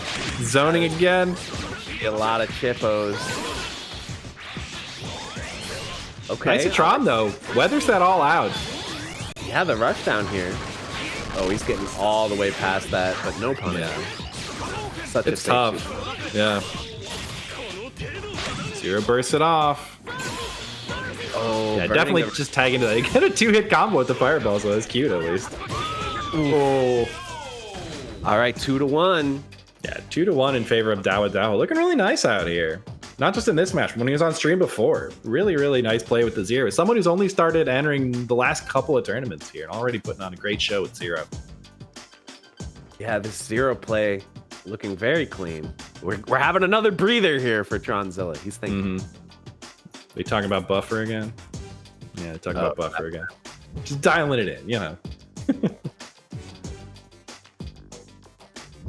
Yeah, I feel like it's kind of the defense is maybe what's making the biggest difference here. I just feel like Tronzilla's getting opened up a few too many times. Obviously, it's, you know, we can all watch and say, why don't you just block? Like, it's easier said than done, but yeah, he's getting hit by Zero, which just leads to such strong momentum if you get that first hit.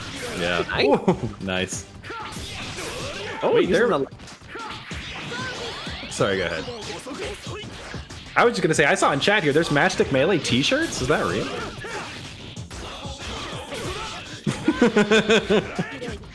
Anyways. Okay, he's getting the big damage here in the corner. I assume he won't be Baroquing because the burst is available. But this is still alright. Good link. He had the burst meter, decides not to spend it. Oh, gets opened up again though. You definitely gotta spend it there. Zero could have killed from that. That falling H, great normal. Yes, I mean, again, this looks very close, very the anti-air spear placed so nicely there. Wow, raw super. Oh, actually hits from full screen and it kills Zero. Zero with that famously low HP. Yeah, I mean, he's in the second lowest tier, right? All right, all of a sudden, this is looking a lot easier for Tronzilla with no Zero to contend with, but it's definitely not over yet. 5 meters on Ryu. Oh, he gets through it, gets caught. Ridiculous. Those few frames it takes for the beam to travel full screen. Yeah. Oh, nice block on all that pressure. Can't convert anything off that fireball there.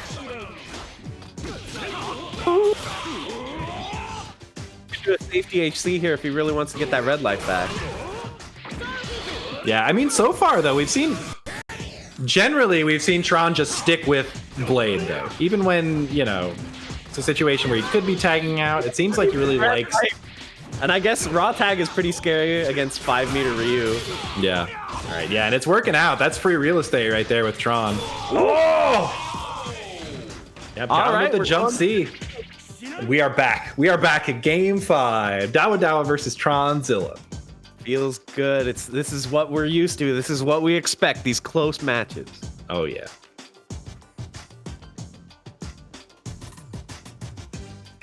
Again, another yes. Just that better? Yeah. Trying to make sure it's dialed in. Just we gotta absolutely nail the frame buffer here. We don't want any excuses after the match. Well, the online, it felt weird. Yeah.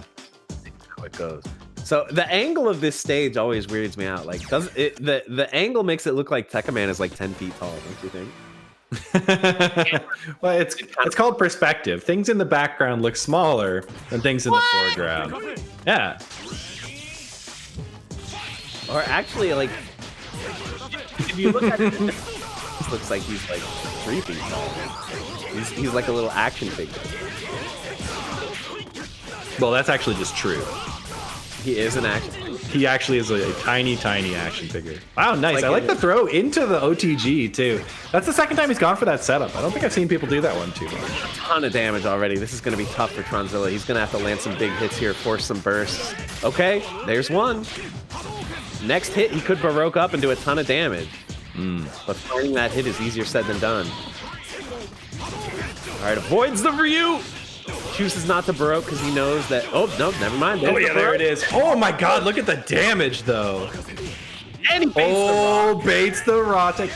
Morgan might have messed that up somehow there. It looked a little awkward. He had so much meter that was going to be infinite damage. It was definitely about to be infinite damage. Oh, cross up. All right, he got the hit anyways. Into the level 3. Let's see this anime. Anime time. Anime cutscene, and then we get to enjoy Zero losing all that red light. Oh, yeah. Now, what's the mix here on incoming? Cross up, good block.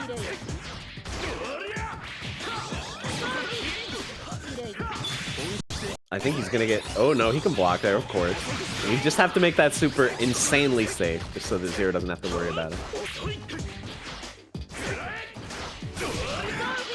Throwing out those big jump H hitboxes. Oh, and that is it. Tronzilla finishes it off with a spear. Clean at the end.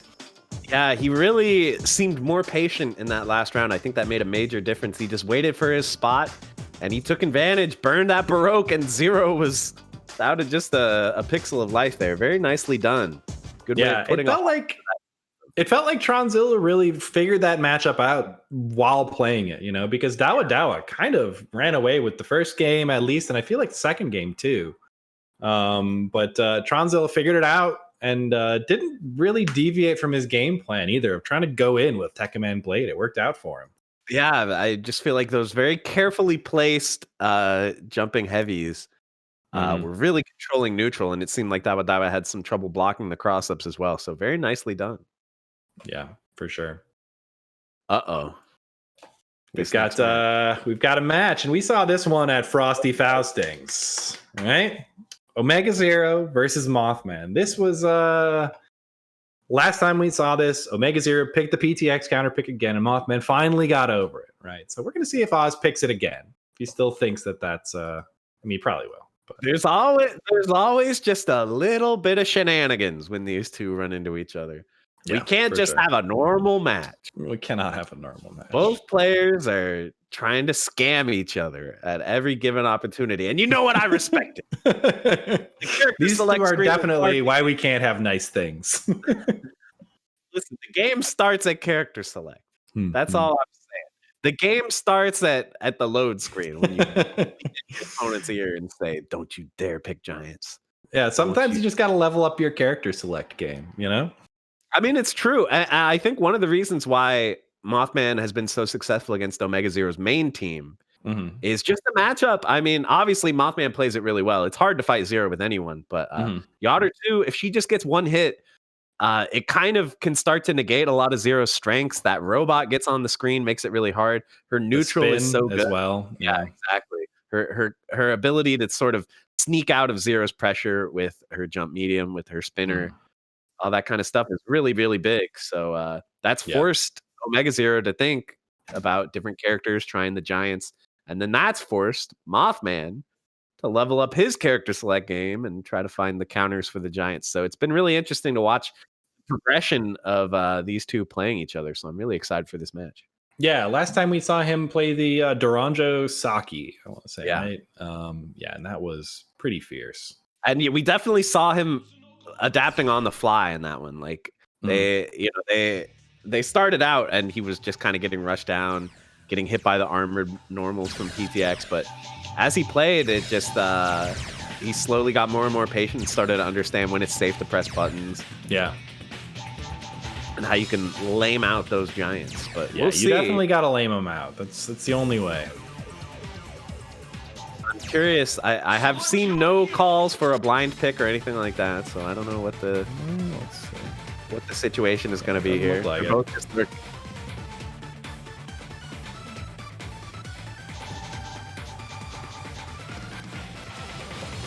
lots of thoughts are being had here. Yodder 2 being hovered.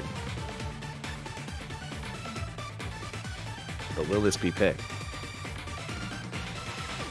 Are we doing this? We doing it old school style? Oh, Blink has called for a blind pick. He has called for a blink pick. Blink pick, a slight typo.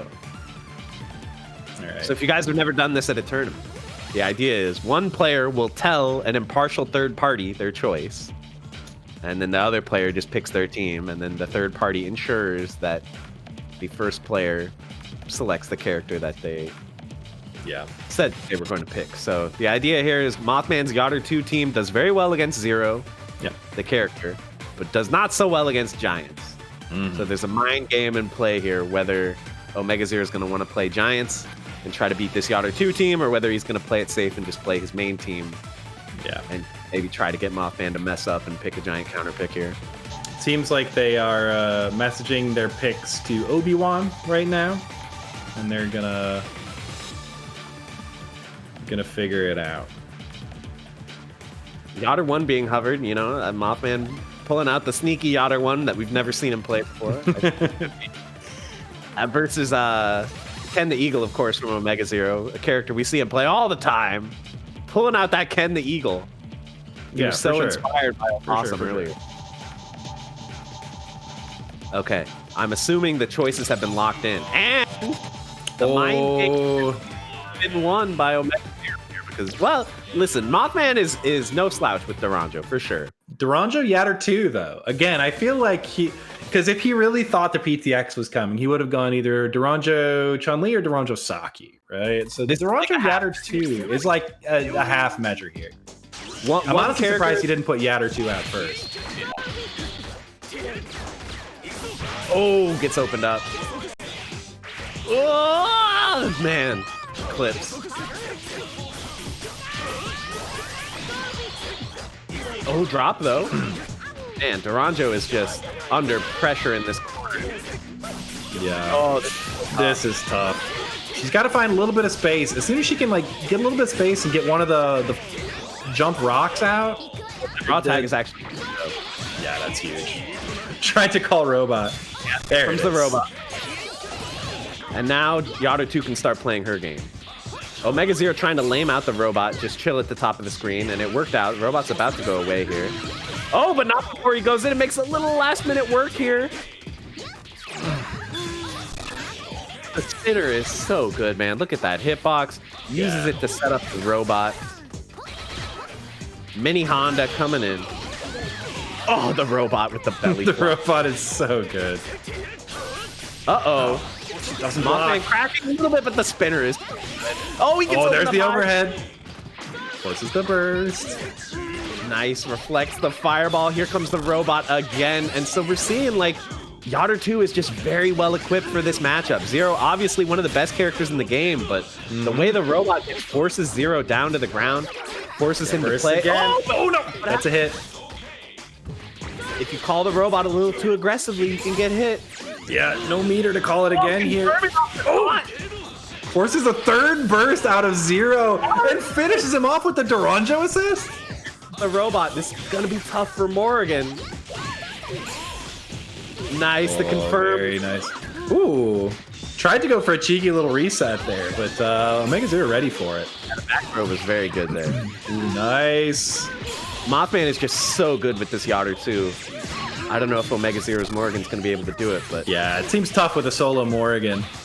I mean, even though Zero pretty much did his job, got a little more than half health down on each of those characters, Morrigan solo here, I don't know. Seems tough. yeah, really the turning point of this match was just the raw tag. When He's got the extensions too.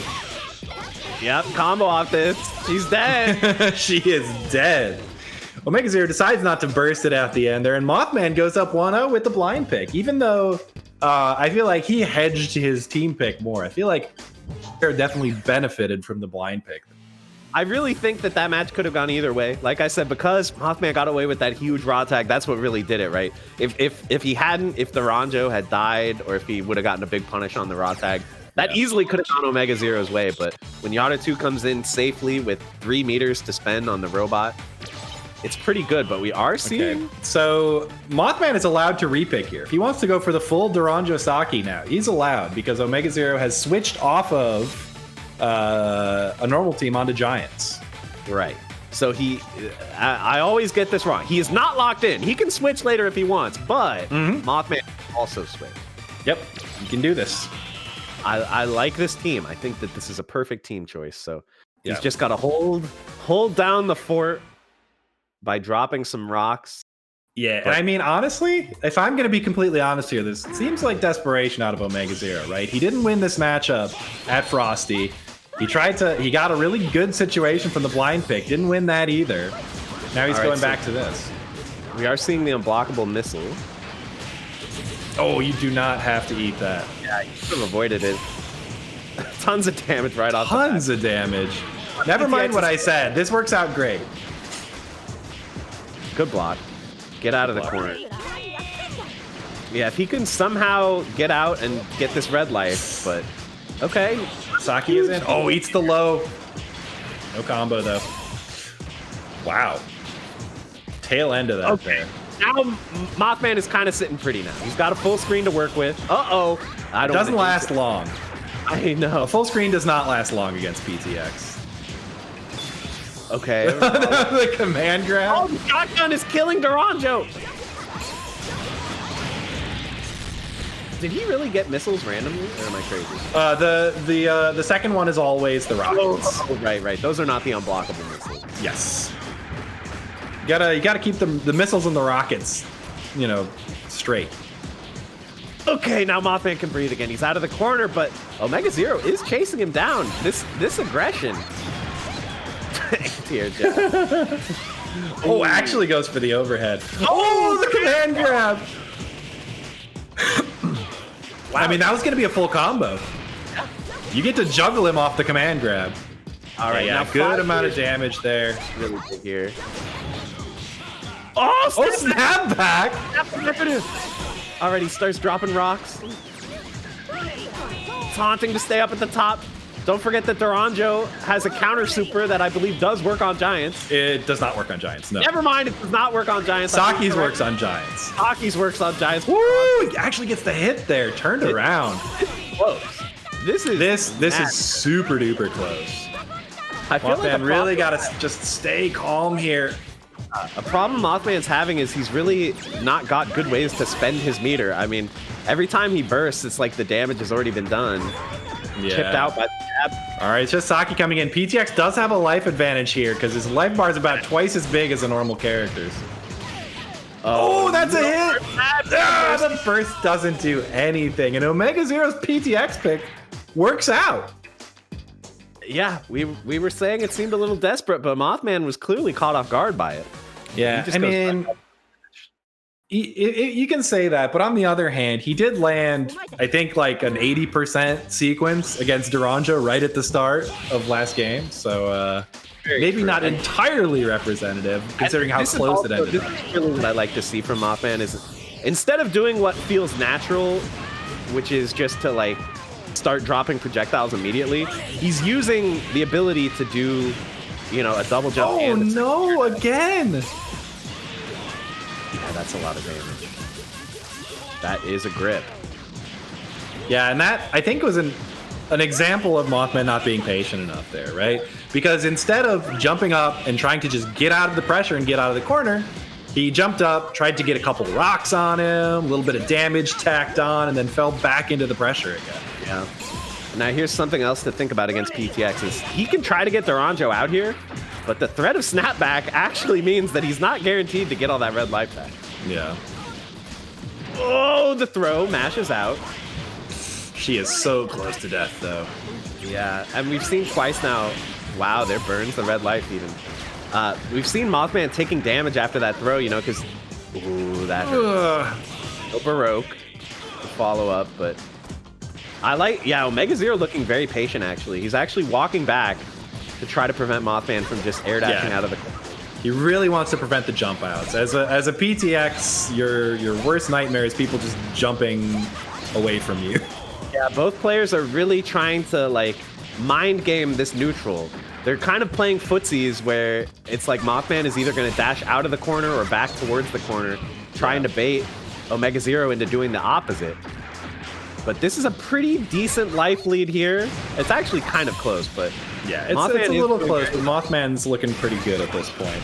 Yeah, those grenades just do such a chunk. Yeah, they really do.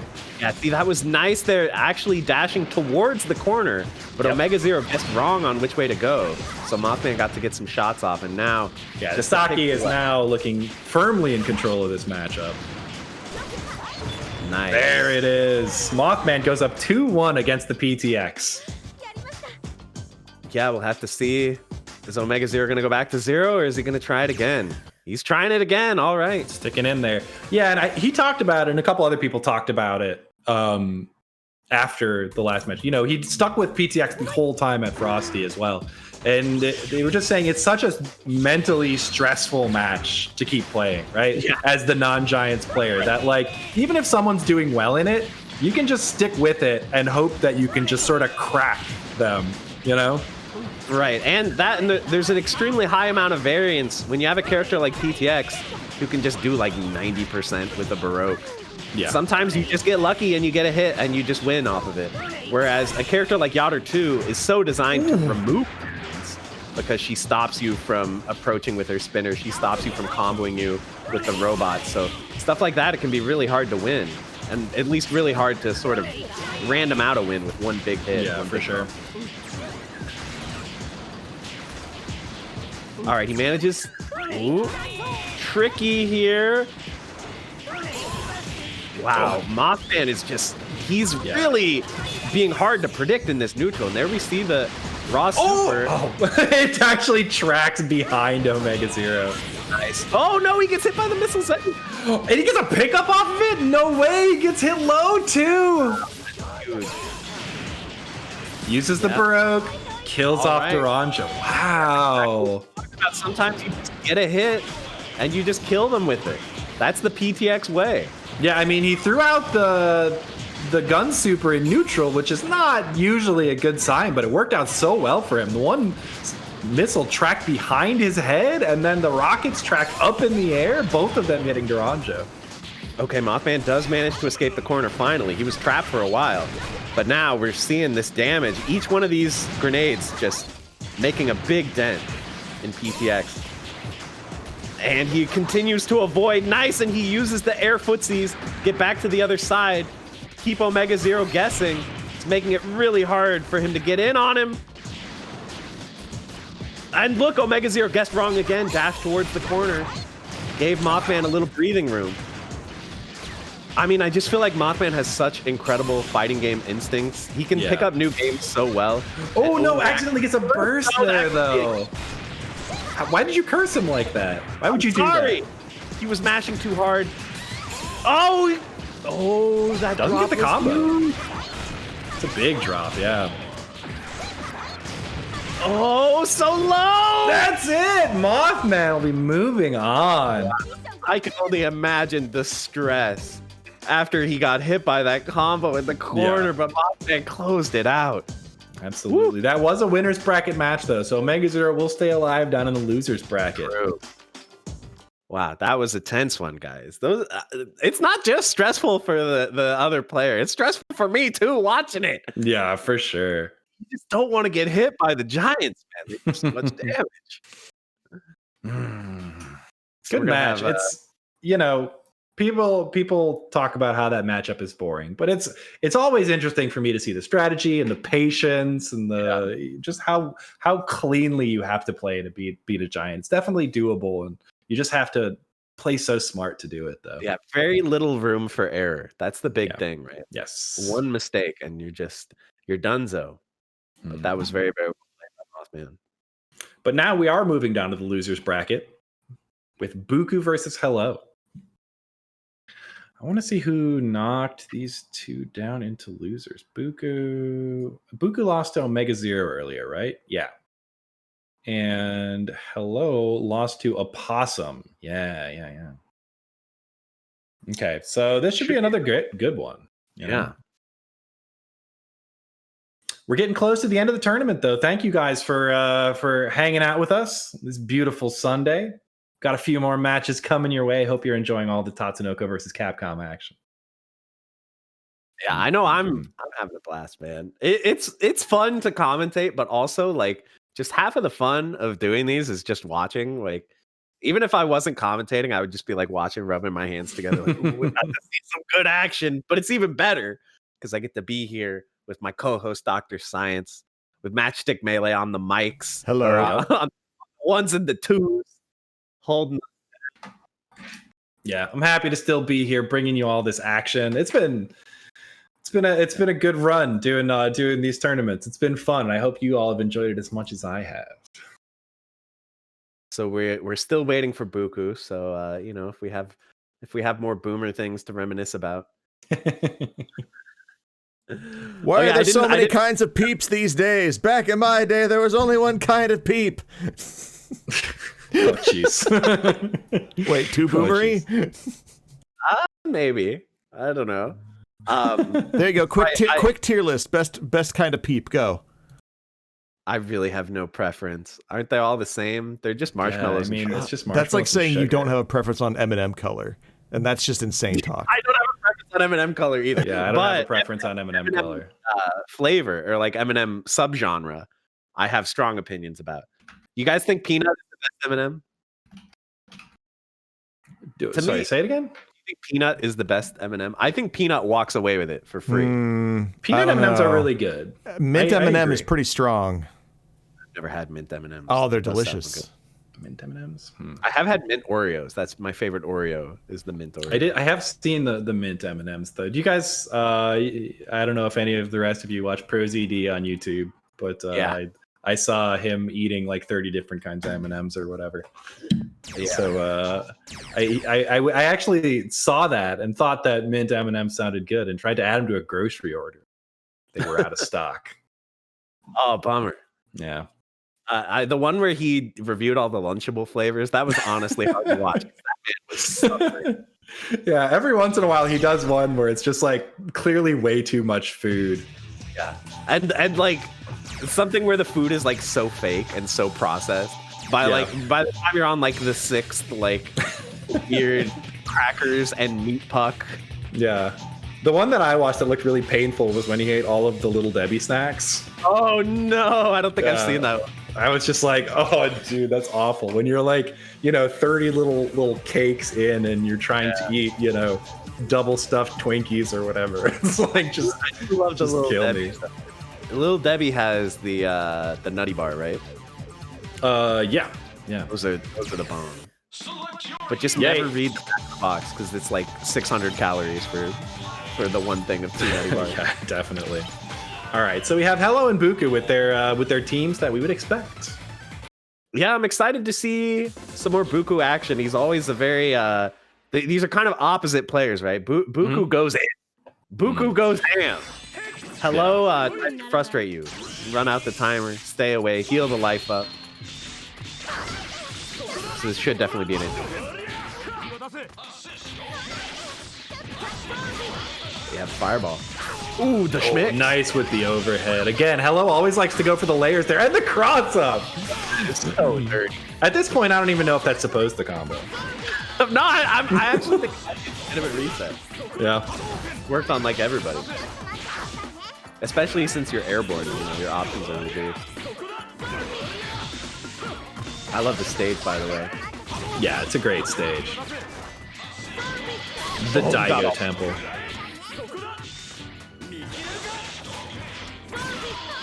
Oh, nice.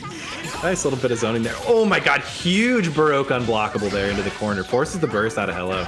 Wow, he somehow safe jumped the guard point there. That worked out well. And he got away with the raw tag. So yeah. Wow, that unblockable was blockable, so that was lucky. And now Hello is in pretty good shape here. Oh! Wow, forces the burst as well. That could be huge. I think, to be honest, Bookoo probably shouldn't have burst that because the alpha counter does scale the follow-up combo. Now he did. There's the high-low.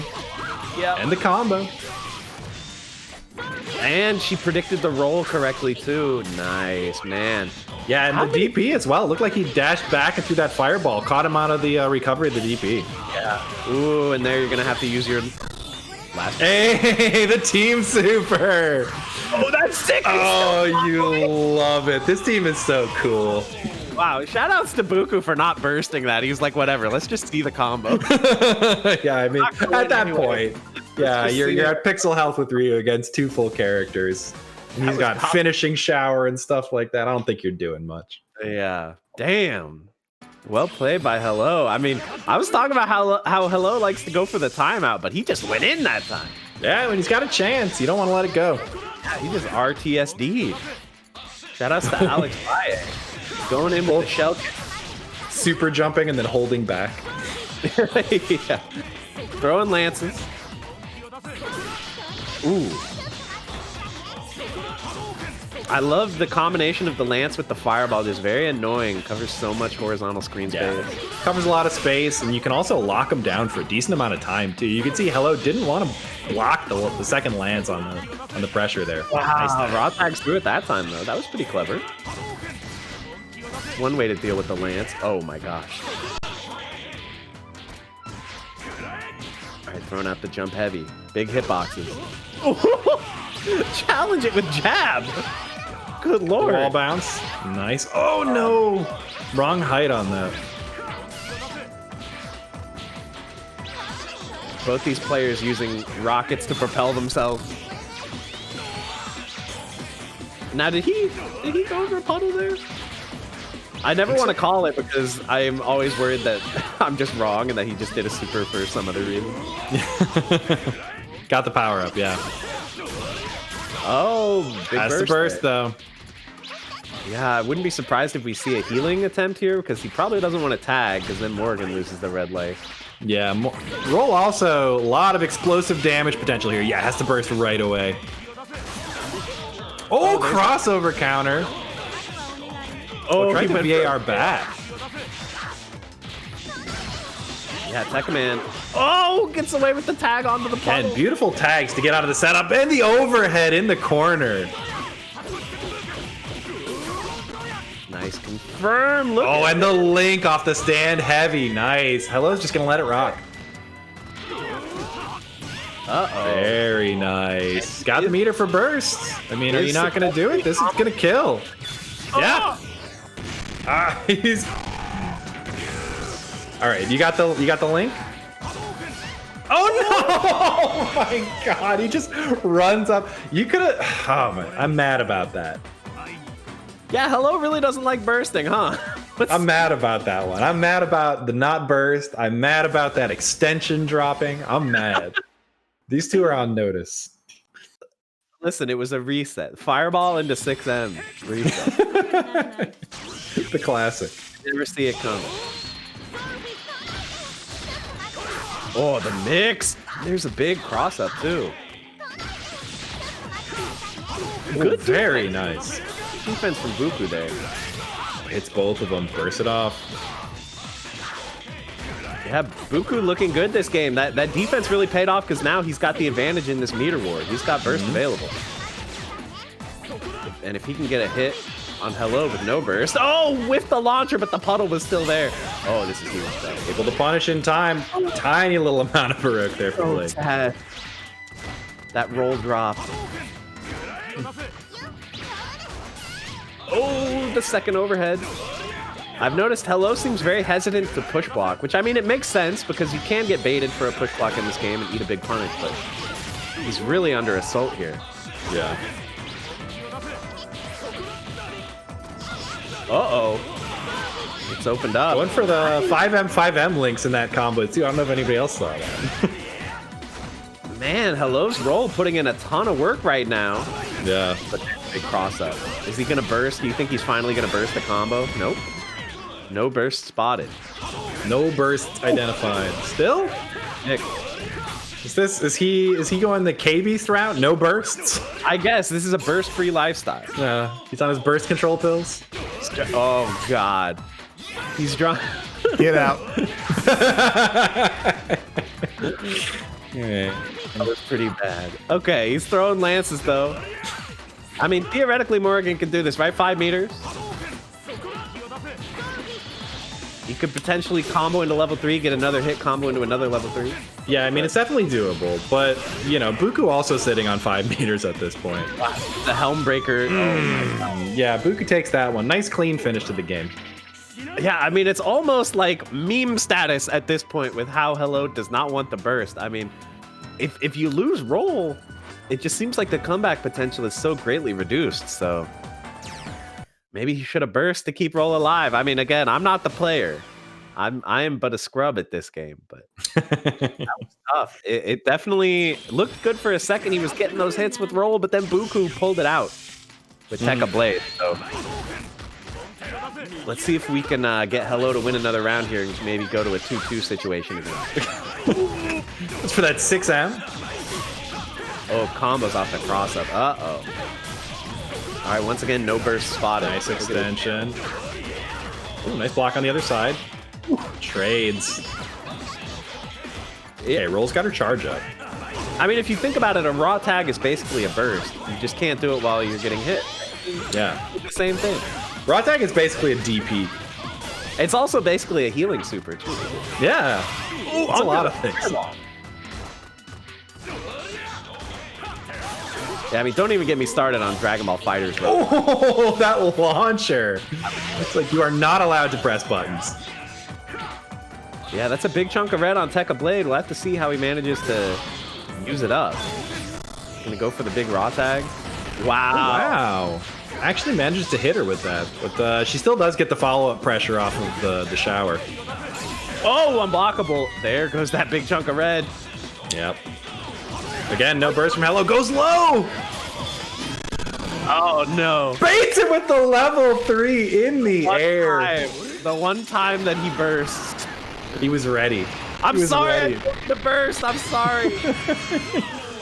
Out here giving bad advice. Oh my God. Yito Delito. Gets roll out of there and Bookoo takes the set.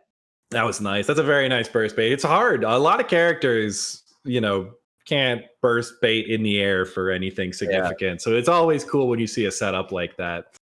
And it's like it's not something that you think about at all is Tekka level 3 because it's so rare. Yeah. So I think that means that Bookoo's going to go on to fight KBeast himself. Mm-hmm. Yeah, I believe so. Yeah. In fact, that's going to be our next match. We're seeing KBeast versus Bookoo. Should be good. I mean, KBeast is so strong, but Bookoo's Tekka Blade was looking very serious. And I do think Tekka Blade can handle Yotter 1 pretty okay. His movement is a lot worse than Yotter 1's, but he does have big normals. So he can challenge Yotter 1 in the air somewhat. And Bookoo also, another player who's really been putting in work lately. He took 3rd at Frosty Faustings. You know, that's true.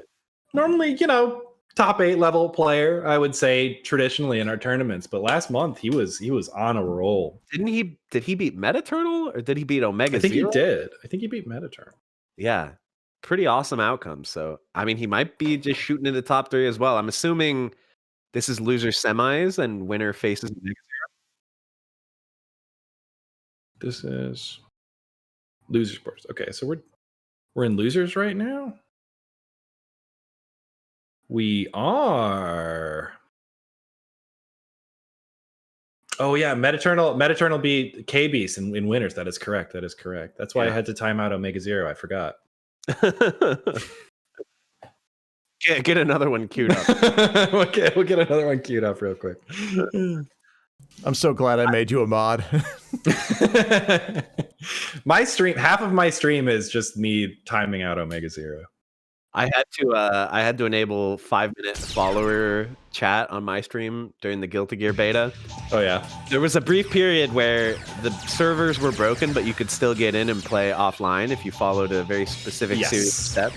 And so I knew everyone was going to ask, how are you playing right now? So I made a bot command explain the steps. There's like 5 steps you had to do, like create a new profile, yada yada. And so people would come in and within 5 seconds of watching, they would put in the bot command to see how to do it. And then someone else would come in and they would put in the command. And literally the entire chat was just filled with my bot explaining. So I put in a timer that the bot command could only go through once a minute. But then the whole chat would just be filled with people spamming the command. And saying your bot's broken. Yeah, exactly. So then I put on 5-minute follower chat. And then all my followers would come in and they would, type in the command and be like, why isn't it working? But anyway, I love streaming, guys. I love interacting with the chat. But it does come with its own share of little fun quirks like that. But now we're seeing Bookoo actually with a pretty good advantage here because KBeast does not have burst, but actually now neither player has burst. Back. Yeah. Oh, this is huge. Oh, this is going to be huge. Yeah, he's got the corner loops too. You love to see it. And the Yatter 1 is out. Batsu coming in though, and KBeast was putting in work with Batsu before we saw him. Tardy counter does not work out that time though. Yeah, he phases right through it. I mean, Tekka Blade is putting in work. Yeah. Oh, he was trying to go for the level 3 setup there, but just doesn't quite connect. Oh, okay. Oh, no, the broke. Ryu tanks the hit there. Yeah, that sucks. Got the red life. But, I mean, if KD, this is actually nice. Baroque into a little 1-2 punch. The meter advantage on Batsu could be so huge here, but is he going to want to burst this combo? Yeah. I mean, you have to. He would have killed. Ooh, he was trying to get the mid-screen loop set up there. Nice. Baroque come down with the jump C. That was classic. That was so clean. Wow, Bookoo takes game 1. I refuse to accept the idea that KBeast could not even make top 3. This is KBeast we're talking about. He's got to fight his way back, right? I want to see 2-2, guys. Let's go to 2-2. But here we are into game 2. Before I get too ahead of myself here. Oh, I can't believe he picked up off of that. Just a raw down slash. That was kind of sick. Uh-oh, but here we're seeing that Yotter 1 rush down. Man, this character's fast. It is 1, 2, 3, 4. Yep, that is the core game plan of this team. Yotter 1 just dominates neutral, and then Batsu comes in for the damage. Yeah, I mean, even with the VAR, it's like a meter positive, does 50%. It's pretty nice. Very sick. Oh, forces a burst, so... Oh! It's a good block on the Baroque overhead there, but then just eats the low afterwards. Yeah, and the fact that he burst here gave him the Baroque that he's going to need to get this kill. So very nice. Batsu's out. It's just Yatterman coming in now. Yotter 1 can definitely do this, though. Just like Magneto, he's great at cleaning up from the back. He's not required for it. So I'm definitely not counting KBeast out just yet. But this neutral with with Tekka Blade is very impressive. I'm very, very impressed with how Bookoo is playing today. Yeah, Bookoo's looking great. That's a new fireball. Oh, Helmbreaker. Oh, another one? If it ain't broke, right? Yeah, it's he had to burn that big chunk of red now. He's got no Baroque. Yeah, he was going to be able to reset into an unblockable there. Oh, yeah. Oh my god, the micro command dash into unblockable. Yeah, yes, sir. Yep. My god, the way that he plays around the ground roll is so incredible. He just did air dash forward and back like 4 times. That's not going to kill. Ooh. This is so frightening. Oh, nice. Snipes him out of the air. Jump light, jump mid. Brings it back one. Say about Yachter 1, this guy makes comeback. He brings the game. Look, he dominates at the start of the round. He dominates at the end of the round. This character is a nightmare. Yeah, it's so good. There's a reason why he's been top tier the entire time this game's been out. But to continue the Magneto comparison, you have to be so clean with him. He requires a very high level of execution and high level of precision, but KBeast makes it look easy. Of course, I jinxed him there. He did. Forces the burst. Nice. Yeah, great awareness from Bookoo. He's just using his options so well in all these different situations. Yeah, he's playing neutral great, and he's also managing meter and Baroque very well as well too, which obviously is such a huge part of this game is the resource management. Both players with no burst available. Oh, nice. Just uses the Baroque. And yeah, he gets the damage in. Is he going to go into super? No. No, it wasn't quite enough damage, I don't think. Wow. Oh! Wow, and comes back down, hits him with the butt. Oh, no. Bookoo with a couple Galaxy Brain hits there. I know. All of a sudden, he's back in this. Tekka Blade is in the back, getting all that HP back, and now he's going to force a burst here, right? I feel like you have to, right? Maybe. Spinner. Easy pickup off the VR. Wall bounce is broken. Wall bounce is broken. Right. He already used it. Gets it anyways. Yeah, I don't think Bookoo realized that. He'd already used the wall bounce for the donkey kick. Not either. Okay, he burned the Baroque and forced Cape. Okay, he's just going for a DHC here. Oh, Baroque to block. He did stick out a jab there. Yeah, that wasn't safe, so he had to burst, but Yachter 1 is so low. Yeah, Bookoo in a really nice position here. He doesn't have any meter, though. Yeah, I'm still not ready to completely count out Yachter 1. This character is crazy. There it is. Baroque launcher. A little awkward, not able to finish. Oh, there's the pickup. Do you see what I mean? He just gets in.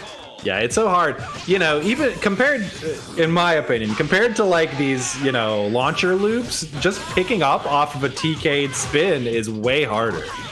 Oh my god, it's just Tekka Blade coming in now, and KBeast has 4 meters. Wow. No break. Oh, he went out! Oh, and he finishes it off with the mash. Oh, that was sick, dude. Ooh, it was tense at the end there, but Bookoo clutches it out, goes up 2-1 over KBeast. Bookoo on match point. He could do it right now. He could eliminate KBeast, the champ of Frosty Faustix. He could do it.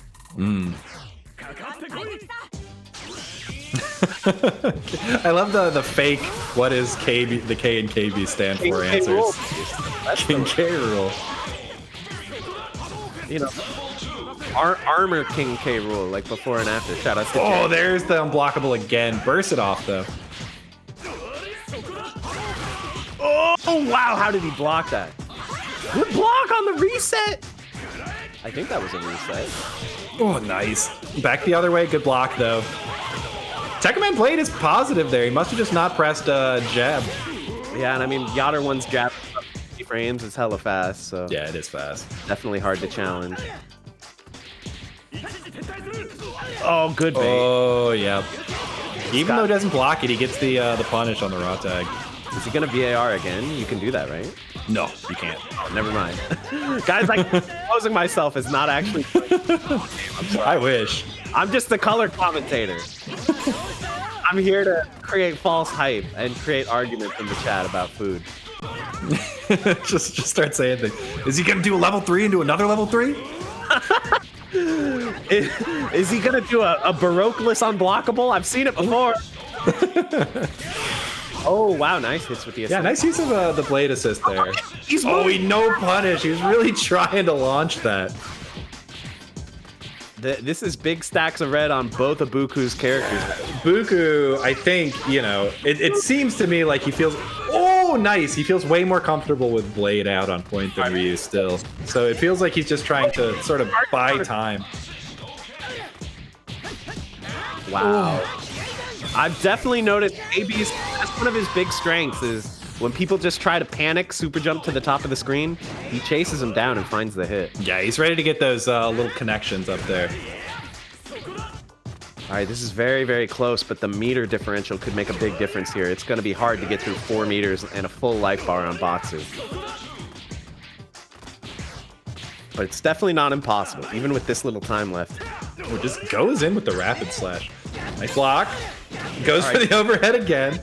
Goes for it again. 3 straight overheads into level 3. Got the damage boost from the dead partner. He is mega dead.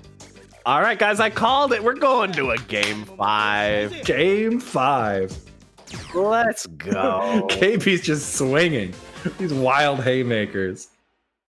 Man, it is so excited to watch these two play. It's really crazy, the movement, the mix-ups, The mind games. the helm breakers. The meter man. There's oh, look, he got the helm breaker. He knew. Ooh, goes on the other side. That was a forced back roll setup too. Oh wow! And look at this double relaunch, ridiculousness in the corner, and actually played well around. No, he really wanted that unblockable. He thought he was close enough to Yatter 1, but he spends all that red life. Great block by KBeast. There it is, though. Oh, and this Tekkaman blade is dead. It is just Ryu coming in now for Bookoo. Yeah, this is gonna be really hard. I think we've seen Bookoo struggle with Ryu here, but oh, drop. Oh, he goes. Oh no. Oh my god, that pickup. What? All right, a little bit. It's hard to get the height for that exactly right mid-screen. We're getting opened up by overheads here, but if he can get a burst here, KB's clearly trying to save burst for after Baroque, and that's exactly what happened. There it is. A lot of red life lost on Ryu there, so that's a good trade for Batsu. No, okay, well, he's still alive. And now he does have Baroque again, actually, so maybe one hit could kill Yatter too. Oh, like this? Yup. Into the level 1. Okay, he's got just built that meter, so it's just Batsu coming in now. Nice! Oh, there's a hit. Donkey A kick. little bit far. Yep. Oh, That's gonna be it. KBeast moves on Bookoo. Nice try there. That was super duper close. I cannot believe how close he came to bringing that back with Ryu. That was such a tight set, dude. Mm-hmm. I would call that match of the night so far, in my opinion. Yeah, So that now was we're super gonna have sick. OmegaZero versus the winner of this. Which Yeah, is so KBeast. OmegaZero versus KBeast coming up next. Have we seen that match? We have Did not these seen two that run match into each other at Frosty? I don't recall. yet. That's a good question. Yeah, I think they might have just completely avoided each other in the bracket. They may have, yeah. But yeah, that'll be our losers semis. Yeah, losers semis. And then, yeah, cool. I'm just trying to keep an eye on the bracket, make sure I know where we are. So we're going to play through that losers right now, and then we'll go back up to winners finals after that, it looks like. I'm getting invalid host here. Anybody else? I am getting invalid host. I think that's one too short.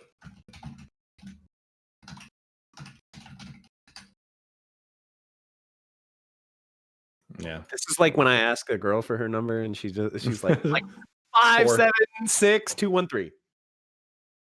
I'm like, okay, that sounds like a real phone number. I was watching the SF5 the Capcom Cup finals. Yeah. And what they would always say when someone would activate V Trigger, they would go, "Oh, scam detected," or what is it?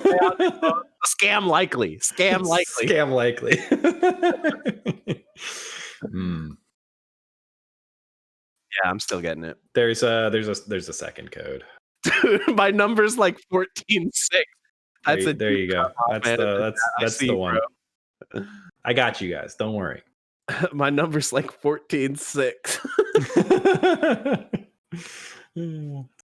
All right, we're in there. No more invalid hosts. Now we just need Matchstick, and then we're good. Yeah, I watched a little bit of Capcom Cup 2. Shout outs to our local hero, Saint Cola, out there holding it down. Dude, I was really, really impressed by the production as well. Very good stuff with those guys. Yeah, it's very cool. Street Fighter's reliable with that kind of stuff. I've been watching Street Fighter League, watched a little bit of Capcom Cup. They always put on a good show. Yeah, shout outs. And of course, we have the connection here. Capcom games. Yeah.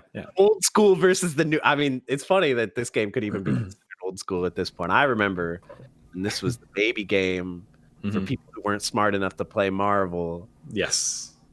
It's definitely, there's a cycle, right? Whenever a new game comes out, this game sucks. Old game was better. And then people play it. Dude, this game is sick. Don't get me started on the way people talk about Street Fighter 4 now versus then. Oh my god. People are like, wow, Street Fighter 4 is so unforgiving. Only the best players can play Street Fighter 4. The highest skill game I've ever played. And then, of course, in 2009, everyone was like, this game is made for babies. You can beat a better player with twice your IQ just by mashing DP FADC. They did not know what they were doing when they made, it's crazy how time changes the perception of games like that. They forgot to set the volume level. OmegaZero, on his local emulator, sets the volume super low instead of doing it in the system settings. So if he doesn't default it out, it ends up like this. Yeah. All right, this should be so of course we're seeing the main teams from not for sure. Quite the same team, but we have seen Zero Morgan. Yeah, Zero Morgan is a pretty common team for OmegaZero at this point over the past couple tournaments. So definitely, it's interesting that I've never seen OmegaZero pick Giants against KBeast. It just seems like it's not even part of the equation here. So, and it's looking good so far. I mean, Yotter 1 is down. Yeah, Yotter 1 is... Oh, no, he dropped the combo. Wow, nice bait on the alpha counter, but he doesn't get a full punish there. So KBeast does have a second chance at life with Yotterman here. Yeah, trying to find some spots with Batu. Oh, actually gets burst. He was going for the DP. I thought he was going to go through that burst, but timing was just wrong, I guess. OmegaZero gets the hit again. Good block. Nice block, yeah. Good blocks. Oh, no, he misses the follow-up, though. Look there's the pickup. Curves. This is what I love about watching KBeast, man. Nice. Whoa, blocks the crossover counter. That is a gigantic chunk of Baroque, man. Look at this damage. Look at this damage. Peter build is reduced, and he's going to get the kill here. Oh, he's just dead. 35 billion damage. One bad alpha counter, and you lose the entire character. Oh, and the level 3 through the burst. All right, go next. Go next. Lord. Well, that was game one. That was game one. KBeast caught off guard in that neutral against Zero. I mean, he had some good plays, of course, like confirming off the spinner and stuff like that. But generally, OmegaZero just dominated that neutral. He's getting right back in there, though. He's not afraid. Yeah, no fear. Man, look how fast Yotter 1 walks. Zero walks so fast, too. That's the crazy thing. Zero has really good walk speed, and it's not even close. Yotter 1 walk speed is just insane. Oh, nice. Nice. How did he know? There's the VAR. 1, 2, 3, 4. Boom. Yeah, easy 60%. Trades with the launcher. Yeah, I like that launcher to just get out of the situation. Raw tags in Morgan. Oh, no. Ooh, oh. He opened up by the toes. Nice. Oh. Baroques to block the crossover counter. OmegaZero clearly knows that KBeast is going to be looking for those crossover counters. Yeah, I mean, it's such a great asset to have in a matchup against Zero, who's a character who can just pressure so hard with these multi-hitting normals. I can't even watch this. He's moving too fast. Nice blocks. This is like when you watch a hummingbird and they have to slow it down to like 1/10. There you go. Look at that. Seals it off, doesn't need the VAR. Oh, gets on the other side. Nice block.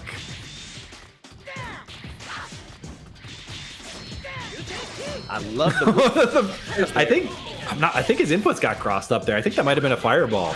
Yeah, that was kind of weird. Dive kicking into the corner. Ooh, he actually gets hit by the tardy counter, and he gets the confirm. Very nice into the VAR. Good presence of mind to go for what would have killed there. And he finishes off Morgan. KBeast brings it back 1-1. Another quick match. Yeah, it wasn't as one-sided, but it goes fast. I feel like the tendency for a lot of players there would be to do the projectile Baroque into another projectile, but he actually did the projectile into the forward-moving special. Got over Morgan's fireball and clipped her. 1-1. 1-1. KBeast brings it back. Yeah, the King K ruled East going in. I love this movement as well. Ooh, but the big hitbox there on Zero. Turns out sword normals are pretty good. Yeah, pretty good. I mean, Yachter 1 doesn't need sword normals. He's got Kendama normals. He's got Genki Dama normals. Yeah, exactly. Oh, he tries to chicken block his way out, but OmegaZero keeps him forced in the corner. Yeah, keeps him in there. All right, he's out. The way that Yachter 1 can change his momentum using his special moves after using those dashes is so sick. He's just got incredible amounts of air mobility. 2 jumps, 2 air dashes, Kendama spin. Yeah. Oh, nice. Just no, sir. Yeah, almost assuredly we were going to look for some broke. Is this enough? Oh, he's pixel health. Whoa, and he gets a hit too, but there it is. Dash up into the little jab. Mashing on incoming. Oh, he avoids the launcher just barely. Yeah, that's what I love so much. Like, you can be pointing the wrong way with an air dash and still catch the opponent off guard by turning back around with the special move. Oh, nice. Gets hit in the scramble. Gonna have to spend the level 3 there to kill Morgan. Not a lot of good options for meter spend in the air, so maybe worth it though. We'll find out, I guess. Yeah, this is very close right now. Both players on 1 meter. Wow. God, the tardy counter just goes through everything. Like 12 hits on that one.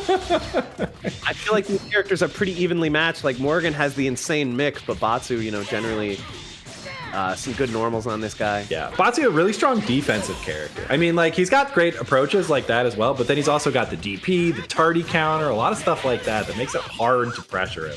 All right, that's a burst down. Now, KBeast with no Baroque, or with the tiniest sliver of Baroque here, which he then uses to try to confirm off the dive kick.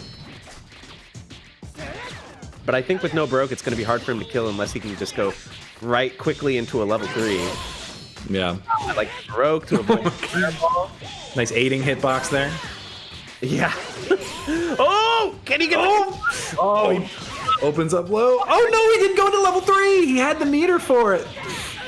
He's not OmegaZero's just wants to do loops. Alright, got the meter. Burst it off. Morgan at pixel health, and the dive kick finishes it off. 2-1 KBeast. All right, 2. Yeah, this is gonna be down to the wire, guys. These matches are so close. Yeah, super close matches.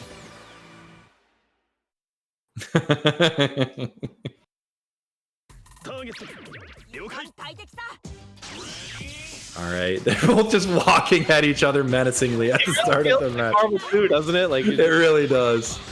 Yeah, they didn't let you jump in this game. In Marvel 3, they added the ability to jump pre-match. Yeah. To wrench into the whole situation. Yeah, this defense from KBeast is really good. Like, these blocks, yeah, it's just insane. Who would block all of that? Very nice. And yeah, he goes right back in there. Forced back roll. Oh no, he just eats a dive kick for his troubles. Okay. Because they're a little early on that assist call, I think. Whoa! I mean, the defense is blowing my mind. KBeast is not getting opened up. He's taking his opportunities. What incredible play. Very nice. Oh, again, a little bit wrong on the spacing. He should be able to. It's all right, though. Should be able to kill here.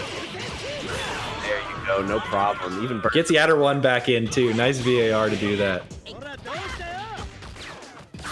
So scary.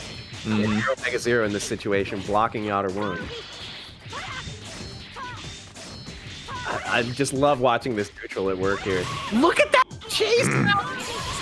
Oh, and then the snipe from full screen. Just using all of his options. You'd love to see it. Control the screen well enough. You know, he can reach full screen with the fireballs. He can instantly travel full screen. Yep. So, whoa. Cross under. Oh, and again, he doesn't care about that fireball at all. He's got a read on the spacing on that at this point. He's gotten over so many of those. I like the repeated overheads there from OmegaZero. Ooh, unfortunately, gains his red life but doesn't finish the combo. Yeah, Baroka not a lot coming after it there. I don't know what he even could have got more than that though. Maybe just a shell kick. Yeah. He's just standing there waiting. He just wants this starty counter. Yeah, he doesn't have to go in. And even if I do get in, there's the turn kick, whatever that's called. He's just chilling. He's big chilling. Yeah, I mean, you gotta go in at OmegaZero.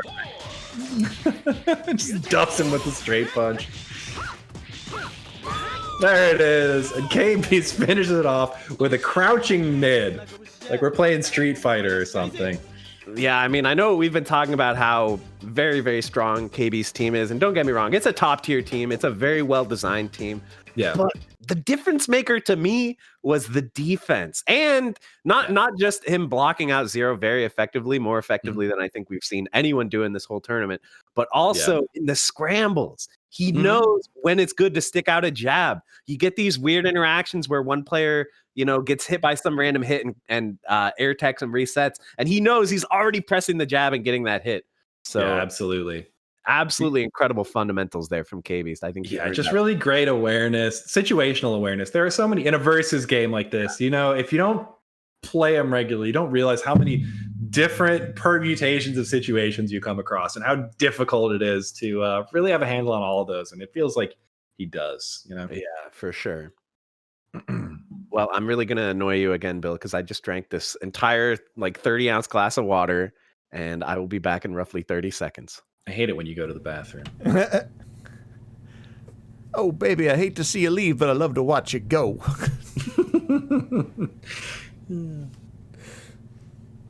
So, yeah, up next, we're actually going to be moving ahead with our Winners Finals. I'm hyped for this, actually. Metaternal versus Mothman. Yeah. This is a good one. Now, this one's always tough because it always seems to invariably come down to Chun-Li versus Vijo. And just Chun has such a hard time against Vijo. Yeah, Chun versus Vijo. We saw it today already once, right? We saw Aopossom versus Metaternal, I think so. Yeah, that sounds something right. like that. And yeah, it's just always like clockwork. You know, it makes me look good as a commentator because every time that matchup comes on screen, I'm like, oh, you got to watch out, or combos drop on small characters. And then someone whiffs a standing heavy punch, and I'm like, yep, there it is. But yeah, these are both very skilled players. I think if anybody would have the small character combos for Chun-Li, it would probably be Mothman. Oh yeah, Mothman's an old hand at that. Like I actually looked him up on YouTube back after Frosty's last year, and I was like, yeah, I wonder if Mothman does things, and then it's like, here's how to take 87 characters apart with Chun-Li. I'm like, all right, he knows things.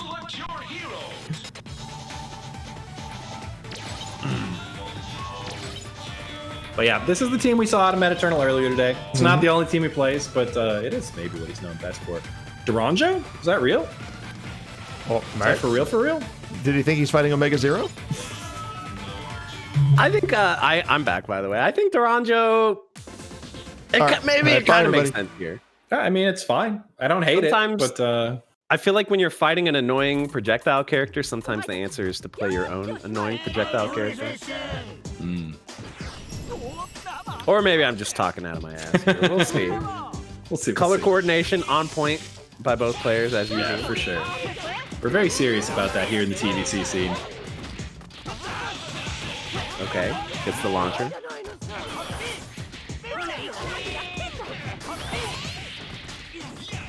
Yeah, Yaru 2 assist. It doesn't seem like a very good assist at first glance, but it works great on this team because it covers that anti-air angle. Yeah, Duranjo, one of the reasons why she plays so well with Chun is because she really uses anti-air assist well. And Yaru too, even though her assist is nowhere near as good as Chun assist, it fills that spot for her. Yeah. Another good piece of synergy with this team as well is I feel like Duranjo really doesn't need meter. She like rarely uses meter. Oh no! Drops the combo. ABC Super apparently too hard.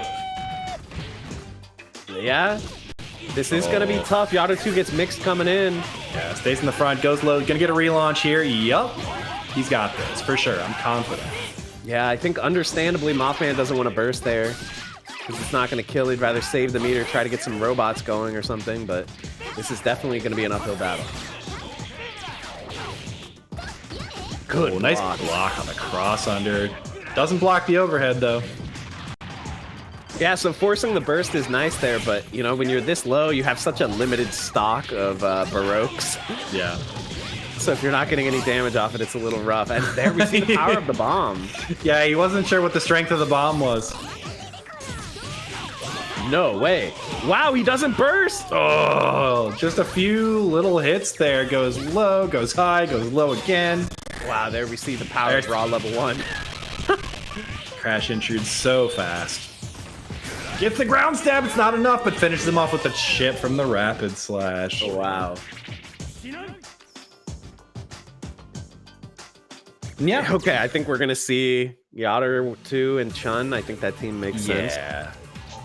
I mean, the Duranjo Yato 2, it's a fine team. I think it could work out there, but I definitely think Mothman is more experienced and more dominant, I would say, on the Yato 2 Chun. It really lets him play his game in a way that Duranjo kind of has to play around other people. Yeah, and I think Chun-Li Anchor as well, we've seen him do so much work with it. Obviously, it is a little awkward to combo small characters with Chun, but generally Chun is just so strong, so capable at making those comebacks.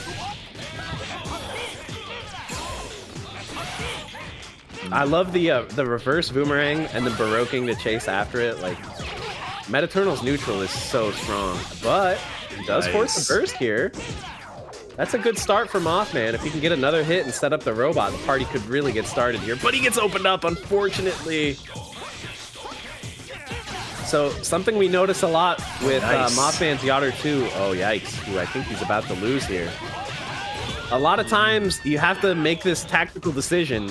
Are you going to try to raw robot just to get it out, or are you going to try to get a hit so that you can apply the robot more effectively? And it seemed like he was really trying to get a hit that time, but it just never came.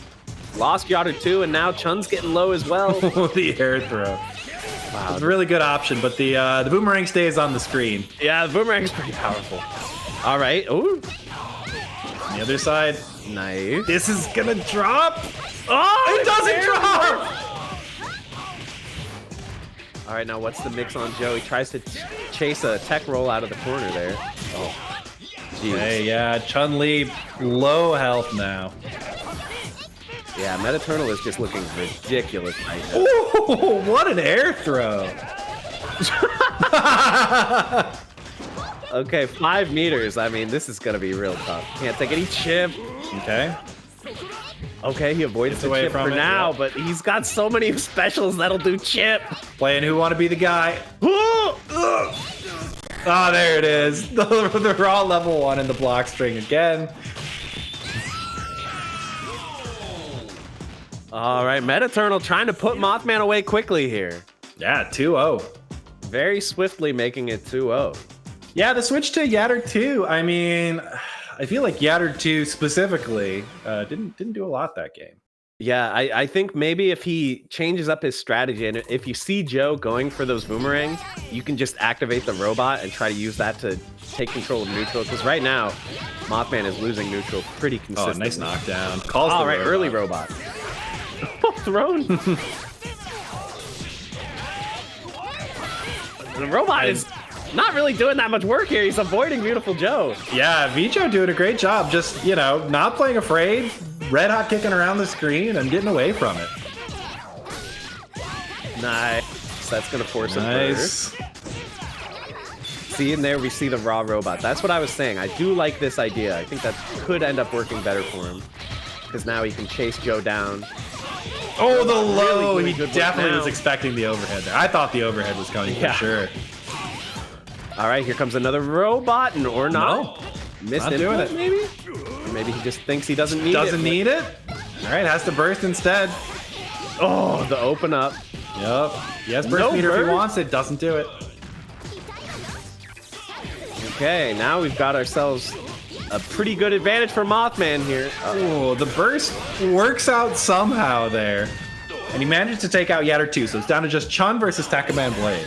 Oh, nice unblockable. This is very looking nice. close, but the meter advantage could be a huge deal for Metaternal. But generally, I think I would give Chun-Li the advantage one-on-one here, but it's definitely close. And we've seen Metaternal's Tekka Blade is very strong. Oh, he goes for the full combo. He could have just gone for the light version because he was in the corner. It would have been a lot easier. Bro. Oh, and he does it 3-0 over Mothman. Wow. Nice play from Metaternal. Yeah, that was very impressive. Metaternal looking very strong, but again, that was winner's side, so Mothman is not out of the tournament yet. Yeah, but that means he has to go down to losers finals and face KBeast for a chance at a run back. Yeah, Mothman versus KBeast. KBeast generally has had Mothman's number in the past, but yeah, we'll see. I mean, Yatter 2 versus Yatter 1, always an interesting matchup. Yeah. Yeah, I mean, yeah, in the past, KBeast has definitely had the upper hand in this matchup, but these are two people, Metaternal, Mothman, KBeast, OmegaZero. They're in top 4 here for a reason. The 4 of them are always up at this top level of players, and Mothman can definitely pull this one out over KBeast if You know what's funny well. is when you were saying like, oh, he's gonna go down to losers. The first thing I thought was like, oh no, he's gonna have to fight OmegaZero. We're gonna have to watch Running Away from Giants for 30 more minutes. But I forgot OmegaZero. KB saved us from that fate. But yeah, this should be good. All right, we've got our room code. Yeah, so these are the last 2 sets of the day, everyone. Get hyped for Mothman versus KBeast. These are the kind of matches you love to see. So you throw a wrench in the chat trying to discuss what the K and KB stands for. Because if you look at his username in Dolphin, it's Kevin based. Kevin with a Q. Quevin based. That was deep lore. Kevin based is actually what he registered for Evo 2010 as. So when he went up for Evo top 8 in Tatsunoko versus Capcom, I think it was like Tony Cannon, whoever was on the mic, was like, Quevin based? I thought you were gonna say that his original handle was Kevin based, but everyone's been mispronouncing it KBeast this whole time. No, it was KBeast. He was like KBeast the whole year. Everybody knew him as KBeast, but he went up there and registered as that. It was originally spelt correctly, but then he moved to Canada. I always think it's funny when people like accidentally get the wrong handle. Like PR Balrog, he was VVV Scrub, but everyone would just say like, oh, he's the Puerto Rican Balrog. He's just the Puerto Rican Balrog player. And people just refused to call him his real name, his real handle. And he was just called Puerto Rican Balrog for so long that eventually he was like, fine, I'm PR Balrog now. That's my name. Sure, whatever, guys. Or like Tasty Steve. Someone just he was just Steve.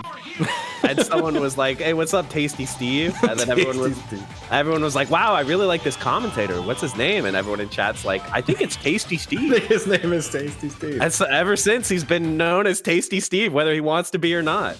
That's why everyone calls me Bill. I mean, I'm Dr. Science, whatever. He just comes in like, hello, my name is Tasty Steve. Is Tasty Steve British? Is he British now? What is this? Yes. Yeah, your mother? That's deep lore for sure. Select your heroes. You know, I used to have a different hand. Only the real ones know from back in the day. Back when I was actually good at games and I played in tournaments, I had a Wait, you were good at games? only for about a brief period. For about Shots for about 2 fired months. from the guy who lost to him last time. Hey, listen Oh yeah, here. true. I was never good at TVC. Let me be clear about that. I was never good at TVC. I was good at Skullgirls for like 2 months of my life, and then I played at Evo, and then I retired and started just going by my real name, which is JMCrofts. We are in there with Yatter 1 versus Yatter 2. And Mothman off to a strong start. Got the first hit. And now he's going to set up this robot, which is going to make life difficult for Yater 1. Yeah. I mean, he's got enough mobility to kind of play around it a bit. He can at least make sure that he's not getting pressured too hard during it. All right, robot says bye-bye. Wow, I like that launch on Yeah, Tron. that was sick. Gets out of the corner, gets a little bit of damage tacked on. Nice. That launcher is so good. Yeah, that's a whole grip of damage here. Mothman wake up does get a hit, though. Is he going to go for VAR? Oh, no. He just Baroques, forces a burst. Yeah. And now you're kind of all in with Yatter 2. He's going to keep her out here, call the robot, see what he can get done. Yeah, once again, we're seeing KBeast with that great defense. He's just not getting opened up for no reason. Yeah, for sure. Waits out the robot, no problem. Yeah, Nice. jukes out the ball, too. He even baited the spinner. He correctly played around it, which is very hard to do. Crossover counter. Yeah, it feels like anytime that Mothman gets in and tries to apply pressure, KBeast just has an answer for it. Yeah. Whether it's a tardy counter, a DP, a crossover counter, just launcher, whatever it is. Okay, no Baroque available, unfortunately. He could have gone into the level 1 Supra. I'm not sure why he didn't. Yeah, maybe he thought he had Baroque. Yeah, maybe. All right, the legs being whiffed. One of the best moves in the game for sure is that lightning legs. Oh, it's so good. Builds so much meter. So hard to approach her in the air. Oh, and the man. crossover counter again. As soon as he starts getting any kind of pressure. Yeah, we saw OmegaZero being very successful baiting those crossover counters, but Mothman seems to be getting caught off guard by them a little bit. Yeah. And one of the reasons it's so powerful is, the counter adds a lot of damage scaling, but if you just VAR into Botsu, you'll still do a ton of damage. It doesn't matter. All right, gets a hit in the corner, though. Yeah, Baroque.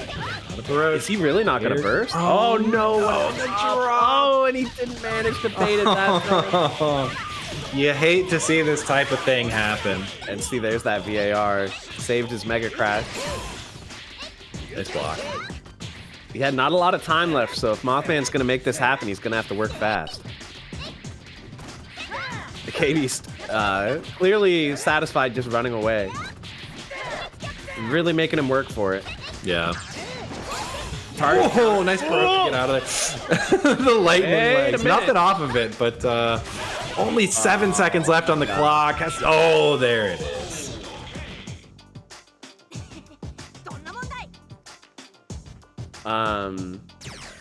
Pretty good round there from KBeast. I'll say. Yeah. Looking strong. He's looking good. I mean, Mothman, he's trying to get in there and apply some pressure, and it feels like KBeast is just ready for it every time. Oh, was that a push block bait there? I think that backdash was supposed to be a push block. By the way, correct me if I'm wrong. I believe the stream is incorrect. It's actually 2-0. Isn't that right? Is it? I think it's 1. Oh, never mind. Match counter at the top. My bad. For some reason, I was thinking that Mothman already lost one with the Ranjo, but that must have been the last set. Yeah, that was the last set. My bad. Oh, the robot breaks the combo, but oh my god. Spin into call robot. He's able to mash out of it there, and the robot doesn't come out. Yeah, I there think it the fact is, that KBeast blocked that hit.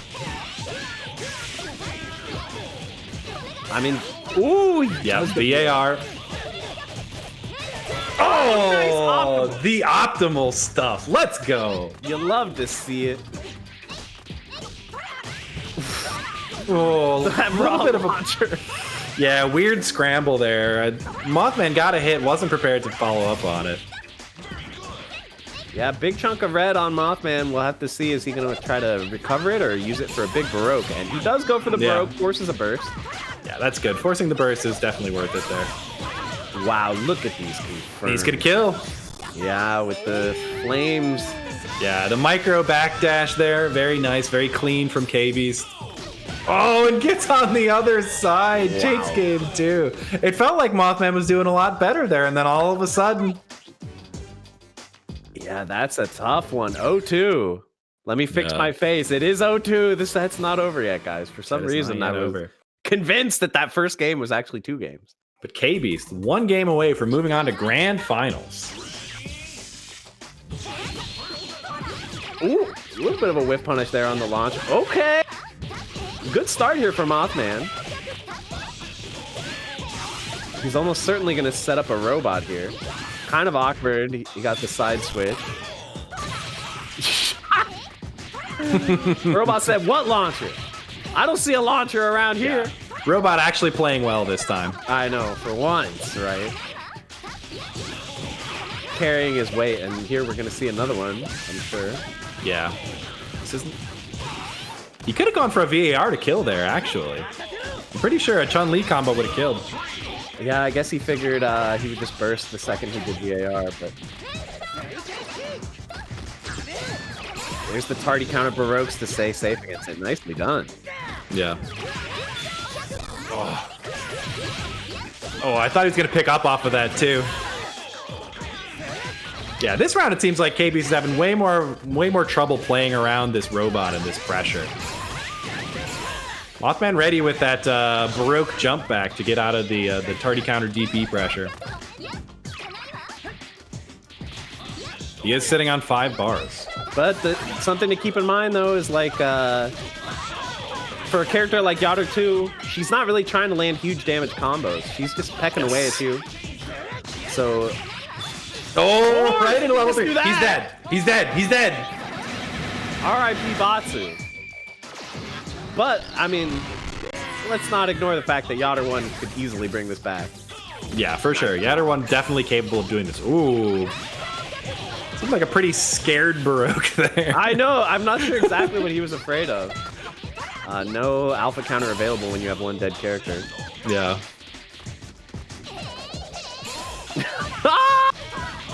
Oh my god. That launcher. Somebody nerfed that. I know. Capcom, why have you not patched this game yet? Yeah, what's going on, guys? Oh, it catches anyways. Yeah, the backdash. If you don't backdash before that, you can have them flip out over your head like that. And on some characters, it'll whip, but it looks like it hits there. Oh no! He got hit by the Genki Dama. But I think we're definitely going to be seeing some lightning legs here. Oh my god, this is so tense. Mothman sitting on a ton of red life. Oh my god, uses it. It's all right though. He just needs to land one hit on Yatterman. They're both Baroquing to stay safe on their projectiles. Oh god. Maybe Mothman can block a projectile to get another Baroque. Oh no, there it is. And KBeast moves on. Oh, Mothman unable to close it out. Yeah, that's tough, man. I mean, we talked a lot about how KBeast has been so good at catching people at that super jump height. Yeah, absolutely. Very nicely done by him. A swift 3-0. And now, guys, it's time for grand finals. Grand finals is here. KBeast moving on to face Metaternal in grand finals. A matchup we've seen once or twice before in our time. So yeah, I hope you guys enjoyed that match, and I hope you've enjoyed all the matches so far. We're going to be moving into grand finals here, but it's been a long and fun day of TVC, and I hope y'all feel that too. Yeah, this has been awesome. Really, really awesome. And, you know, we have a nice, juicy prize pool waiting for these guys. We do. Yeah, I haven't mentioned that in a while. In case anybody didn't hear about it, $1,000 prize pool for Tatsunoko versus Capcom. Oh, I'm sorry, $1,006. Thank you to the 2 extra people who went and used our match arena. Yeah. Hey. Use our code, dang it. Yeah, use the code. Use the code up, guys. It's free. It's free money. It's free money. I know it doesn't look like a lot compared to the huge guaranteed prize pool, but we appreciate you guys getting out there and using up the code, and I'm sure the players appreciate it too. Absolutely. Shout outs. Yeah, it's already grand finals. We have I guess my perception of reality is all warped at this point, right? Compared to Frosty, it's a small tournament, but pretty normal sized tournament for us here. I would say around 20 people. Mm-hmm. Now, but hang on. Now, Crofts, before we start grand finals, do you need to, No, I'm still good. I'm still good, guys. Because I don't want to have to stop the tournament for, Shout outs to Chrissy Teigen, man. I mean, she posts some unrelatable stuff sometimes, but I bought the Chrissy Teigen cup at Target. This thing holds like 30 ounces of water. I mean, I have big hands, man. This thing holds a lot of water, man. It gets me through the stream. Hashtag not sponsored. The cut finger really makes it too. I like you switching the hand.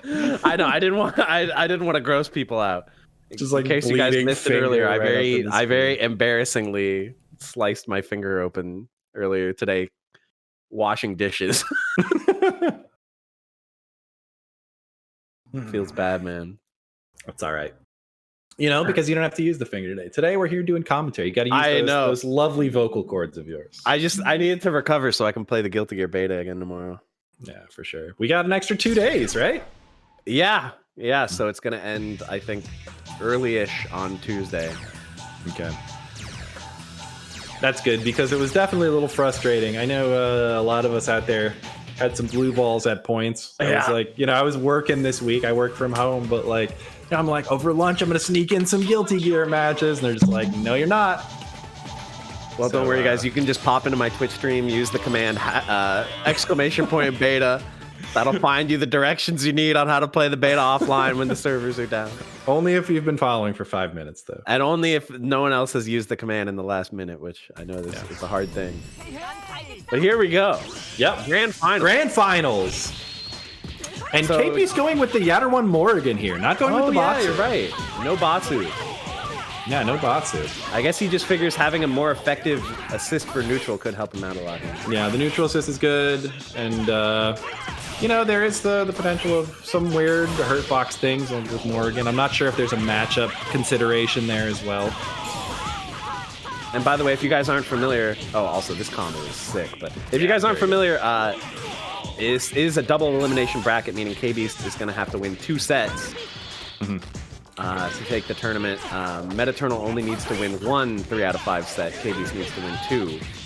So it is going to be a tall ladder to climb, but he's off to a great start here. This Morrigan neutral is looking nice, by the way. Yeah, it looks really good. I mean, KBeast has played Morrigan for a long time. There was a while back a few years ago where he played Karos Morrigan, but the casual walk under.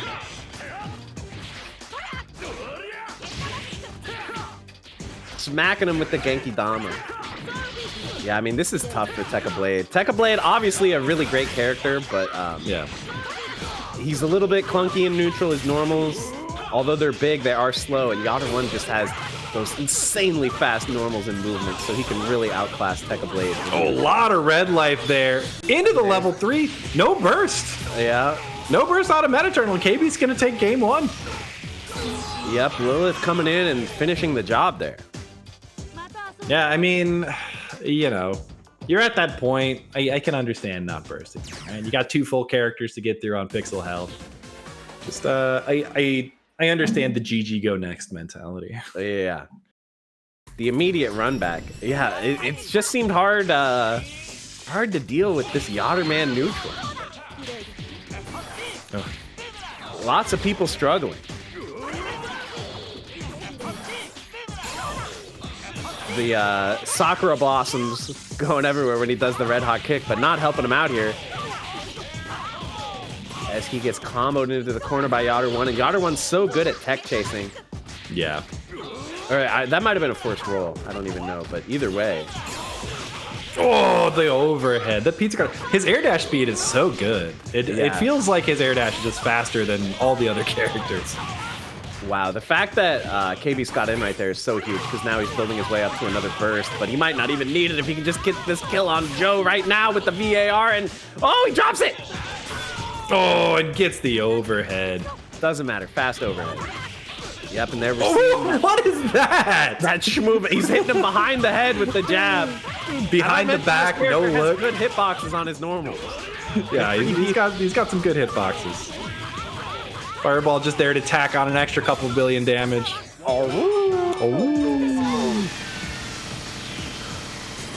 almost thought he was going to go into finishing shower there. Would have been cool.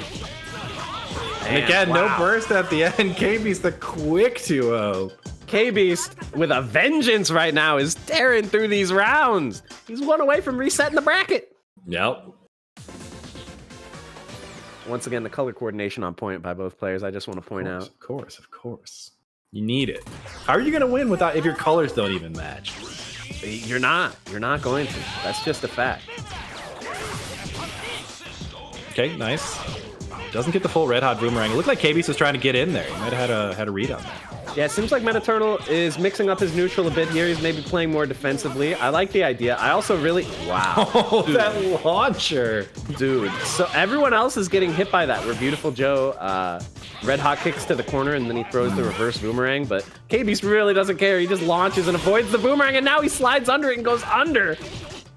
But, okay. Ooh. Such good scramble play by KBeast. It just feels like whenever there's a scramble, he ends up being the one who gets a hit, and it's happening again right now. Oh, wow. Gets the Sonic Boom move. Yeah, now we can see, even if he does get away with a raw tag or something, KBeast has 4 meters. Metaternal has 0 meters. Okay, gets a hit. That is a lot of red life. Has to burst that off. He just burned all the red, but yeah, now both players at 1 meter, so the meter game is pretty even here, but the life bar game is pretty heavily stacked in KB's favor. Nice. Yeah, even though he lost a lot of red life there, I do feel like that kind of stabilizes the game again for Metaternal. Yeah. Just the fact that he's getting through all the bursts. Oh, really wow. doesn't matter. Morgan, I think raw tag through the red hot kick there. It's kind of what it looked like.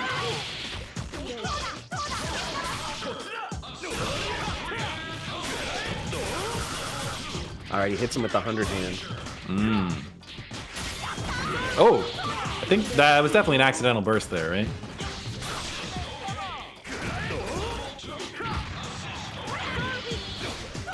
Oh my god, Yatter won on pixel health. Look at all this damage he's getting. It's all free real estate. Raw level 1. Hits Morgan. Oh no. Oh, he doesn't have any burst meter. It's just Vijo coming in now. Things were going so well. This is insane. Like, Metaternal looked really strong there, but KBeast, the fortitude. Can this man be stopped? He quickly resets the bracket. It's 0-0. First to 3 win. The quick 3-0 in the first set of grand finals, and we are back in there for the bracket reset. Yeah. Oh man. Okay, let's see if Metaternal can find an answer here. He's getting shoved into the corner before the round even starts. Yeah, see, he keeps trying to do the red hot kick into boomerang, but KBeast is all over him. Yeah, he's so good at confirming air to air. Okay, hits him with the kendama. Oh, and the unblockable. Just really savage stuff here by KBeast. He's showing absolutely no mercy, and there's another Baroque. God.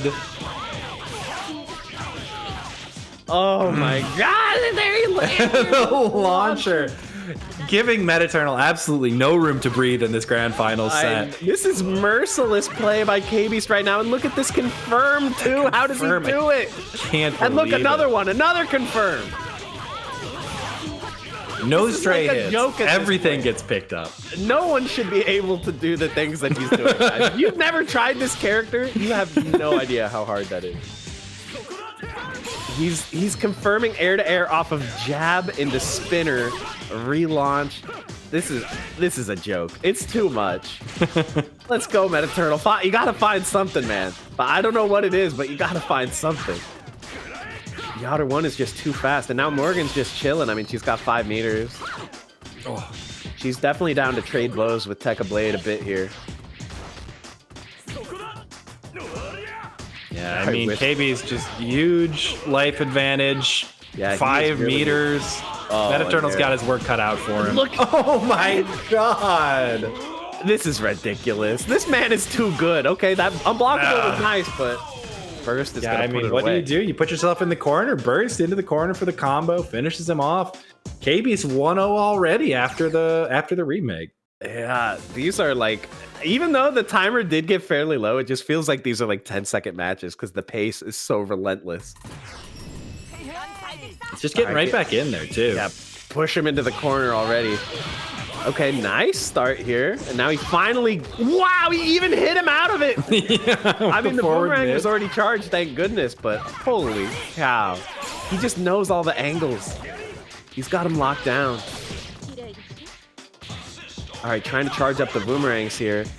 Oh, I thought he was going to confirm off that. I'm just expecting everything to be a combo at this point. Just look at how he can't breathe. He tries to charge boomerang for 1 second, and KBeast is already meeting him air to air and punishing him. Right there we go again. Oh my god, catches him off the bounce from the red hot kick.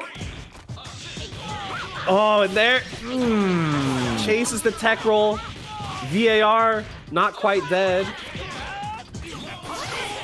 Okay, he actually gets a hit, but it doesn't matter. It's a hit, loses the VJo anyways, bursts himself into the corner again.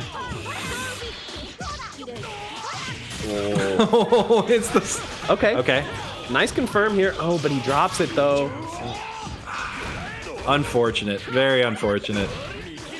Yeah, I don't think we've seen Tekka Blade do anything in this set yet. It's just looked like really hard matchups all around for him. You know, it was a rare drop there from KBeast, but it didn't really matter. It just turned into a reset. Oh, he drops the Supra though too. Metaternal, couple extra chances at life. Oh, finishes him off with the Sonic Boom move. Look at the movement with air dashing backwards over his head, into the jab, into the spinner to reverse his air momentum. Yeah. That's just insane. And KBeast 1 game away from taking this tournament.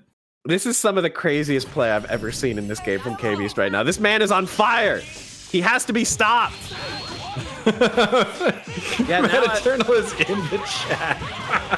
I like how, listen, Metaternal, he had a good idea at the start. He was just meeting air-to-air normals. Instead of trying to charge up the boomerang, he was just going to the sky with normals and interrupting KBeast. But then, of course, he immediately got hit afterwards. And here's an unblockable for your troubles. Unblockable. And he's the pressure, yep. He jumped back in case he rolled forward, and then he went back in because he rolled back. It feels like Metaternal can't do anything. Like, he literally just tried to up back out of the corner and got hit there. Yeah, I mean, it's like the second he gets desperate and tries to super jump away, KBeast just finds him and super jumps back at him. All right, chases the tech roll, confirms off the fireball. Bomb assist is out, but I don't think it's going to matter. Okay. Actually getting a hit here with Tekka Blade. Yeah, gonna have to land a lot more of those, though. All right. And the other problem here is look at the meters. 5 meters now for KBeast. That's going to be multiple bursts that you're going to have to get through. If you can even get a hit. Yeah, VJo coming in, 2 meters, losing some red life. Okay, gets out of the unblockable. But, yep, burst. VAR. Had the 3 meters. Did he go into level 3? No burst, no level 3. We're just playing it out. Soulfist Baroque chasing it down. Oh.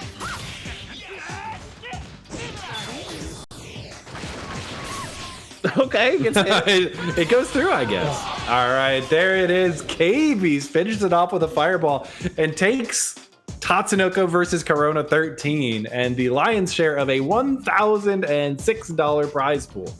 I mean, this man just won 6 games in a row in the course of like 10 minutes. Yeah, that was incredibly played. I mean, I don't even know what Metaternal could have done different. It just seemed like if he tried to throw a boomerang, KBeast was up there air to airing him. If he tried to, play patient and run away on the ground, KBeast just wave dashing across the ground, murdering him. Challenging him with the normals, with the launcher. If he gets some pressure, KBeast does alpha counter, gets a combo off it. He just played perfectly. Every single decision was the right decision. So I think you can't say anything, but he deserved that win. He earned that win with that play. For sure. Absolutely ready for the run back there. That was the run back, right? Yeah. Totally ready for that run back. And we said it in another set as well that he played, but it was like, it just looked like he had an answer for absolutely everything, right? No matter what Metaternal tried to do, he was right there on top of him the whole set. Just made it look easy, honestly. Yeah, he was seeing the future. He was Miss Cleo on that one, for sure. Yeah, for sure. Well, yeah, thank you guys. Oh, holy shit, we got another 4 people donated to the match arena. It's $1,008. Thank you guys. And thank you all for being here this week. I want to say thanks to JMCrofts for being here with me, Matchstick Melee, Obi-Wan, who's been doing the brackets this whole time. You guys definitely thank Obi-Wan. Yes. He's a hero. Thank everyone who played and all of you for hanging out with us. And with that, I'm going to throw it to Matchstick Melee. Okay, thank you very much, Dr. Science. You and JM, of course, did a fantastic job as usual. Let's check out some ads before we go, shall we? All right, well, folks, if you've enjoyed what you've seen tonight, keep watching next month as we bring you another Versus Corona with your two stalwart commentators here. Well, don't have a date just yet, but keep your eye on the sky because we'll definitely broadcast that like the bat signal. If you're into Grand Blue Fantasy Versus, this channel hosts a PC tournament every Thursday night at 9 p.m. Definitely make sure to come by and check that out. We'll keep your eye on Twitter, Facebook for all that stuff. Likewise, this coming Tuesday is our Tekken 7 free online tournament, PS4 format. This one was pretty popular last time, so we're going to do our best to attach a Matcherino to it. Make sure everyone can get paid out properly. And of course, this coming Monday, aka tomorrow, is going to be our weekly Street Fighter V tournament. This week, featuring the brand new Season 5 mechanic V-Shift. So I imagine that thing is going to turn the entire game on its head. We'll also be getting the new characters, Dan, possibly 11. So if you're feeling froggy in that particular game, come on by and fight it out with us. Why not? And that's all I got. Everybody have a great evening. Please continue to wear your mask, social distance, get your shot when it becomes available. And, just keep being cool people out there in the world, folks. We want this thing to be over quick enough that we can all come back and do IRL events again. Yeah, it's funny. These tournaments are called Tatsunoko versus Corona. And for now, I think Tatsunoko is winning, guys. We're pulling things off. I'm watching the numbers go down, so stay with it, guys. Stay hopeful. We got it. We're Corona doing numbers the are Lord's going work. down. TBC prize pool numbers are going Exactly. up. Yeah. All right. But that is all from us tonight, folks. Thank you so much, and we will catch you on the next stream. Make sure to follow Doctor Sc1ence and JMCrofts at their various channels and social medias as well. All right. Peace, everybody. Bye. Bye.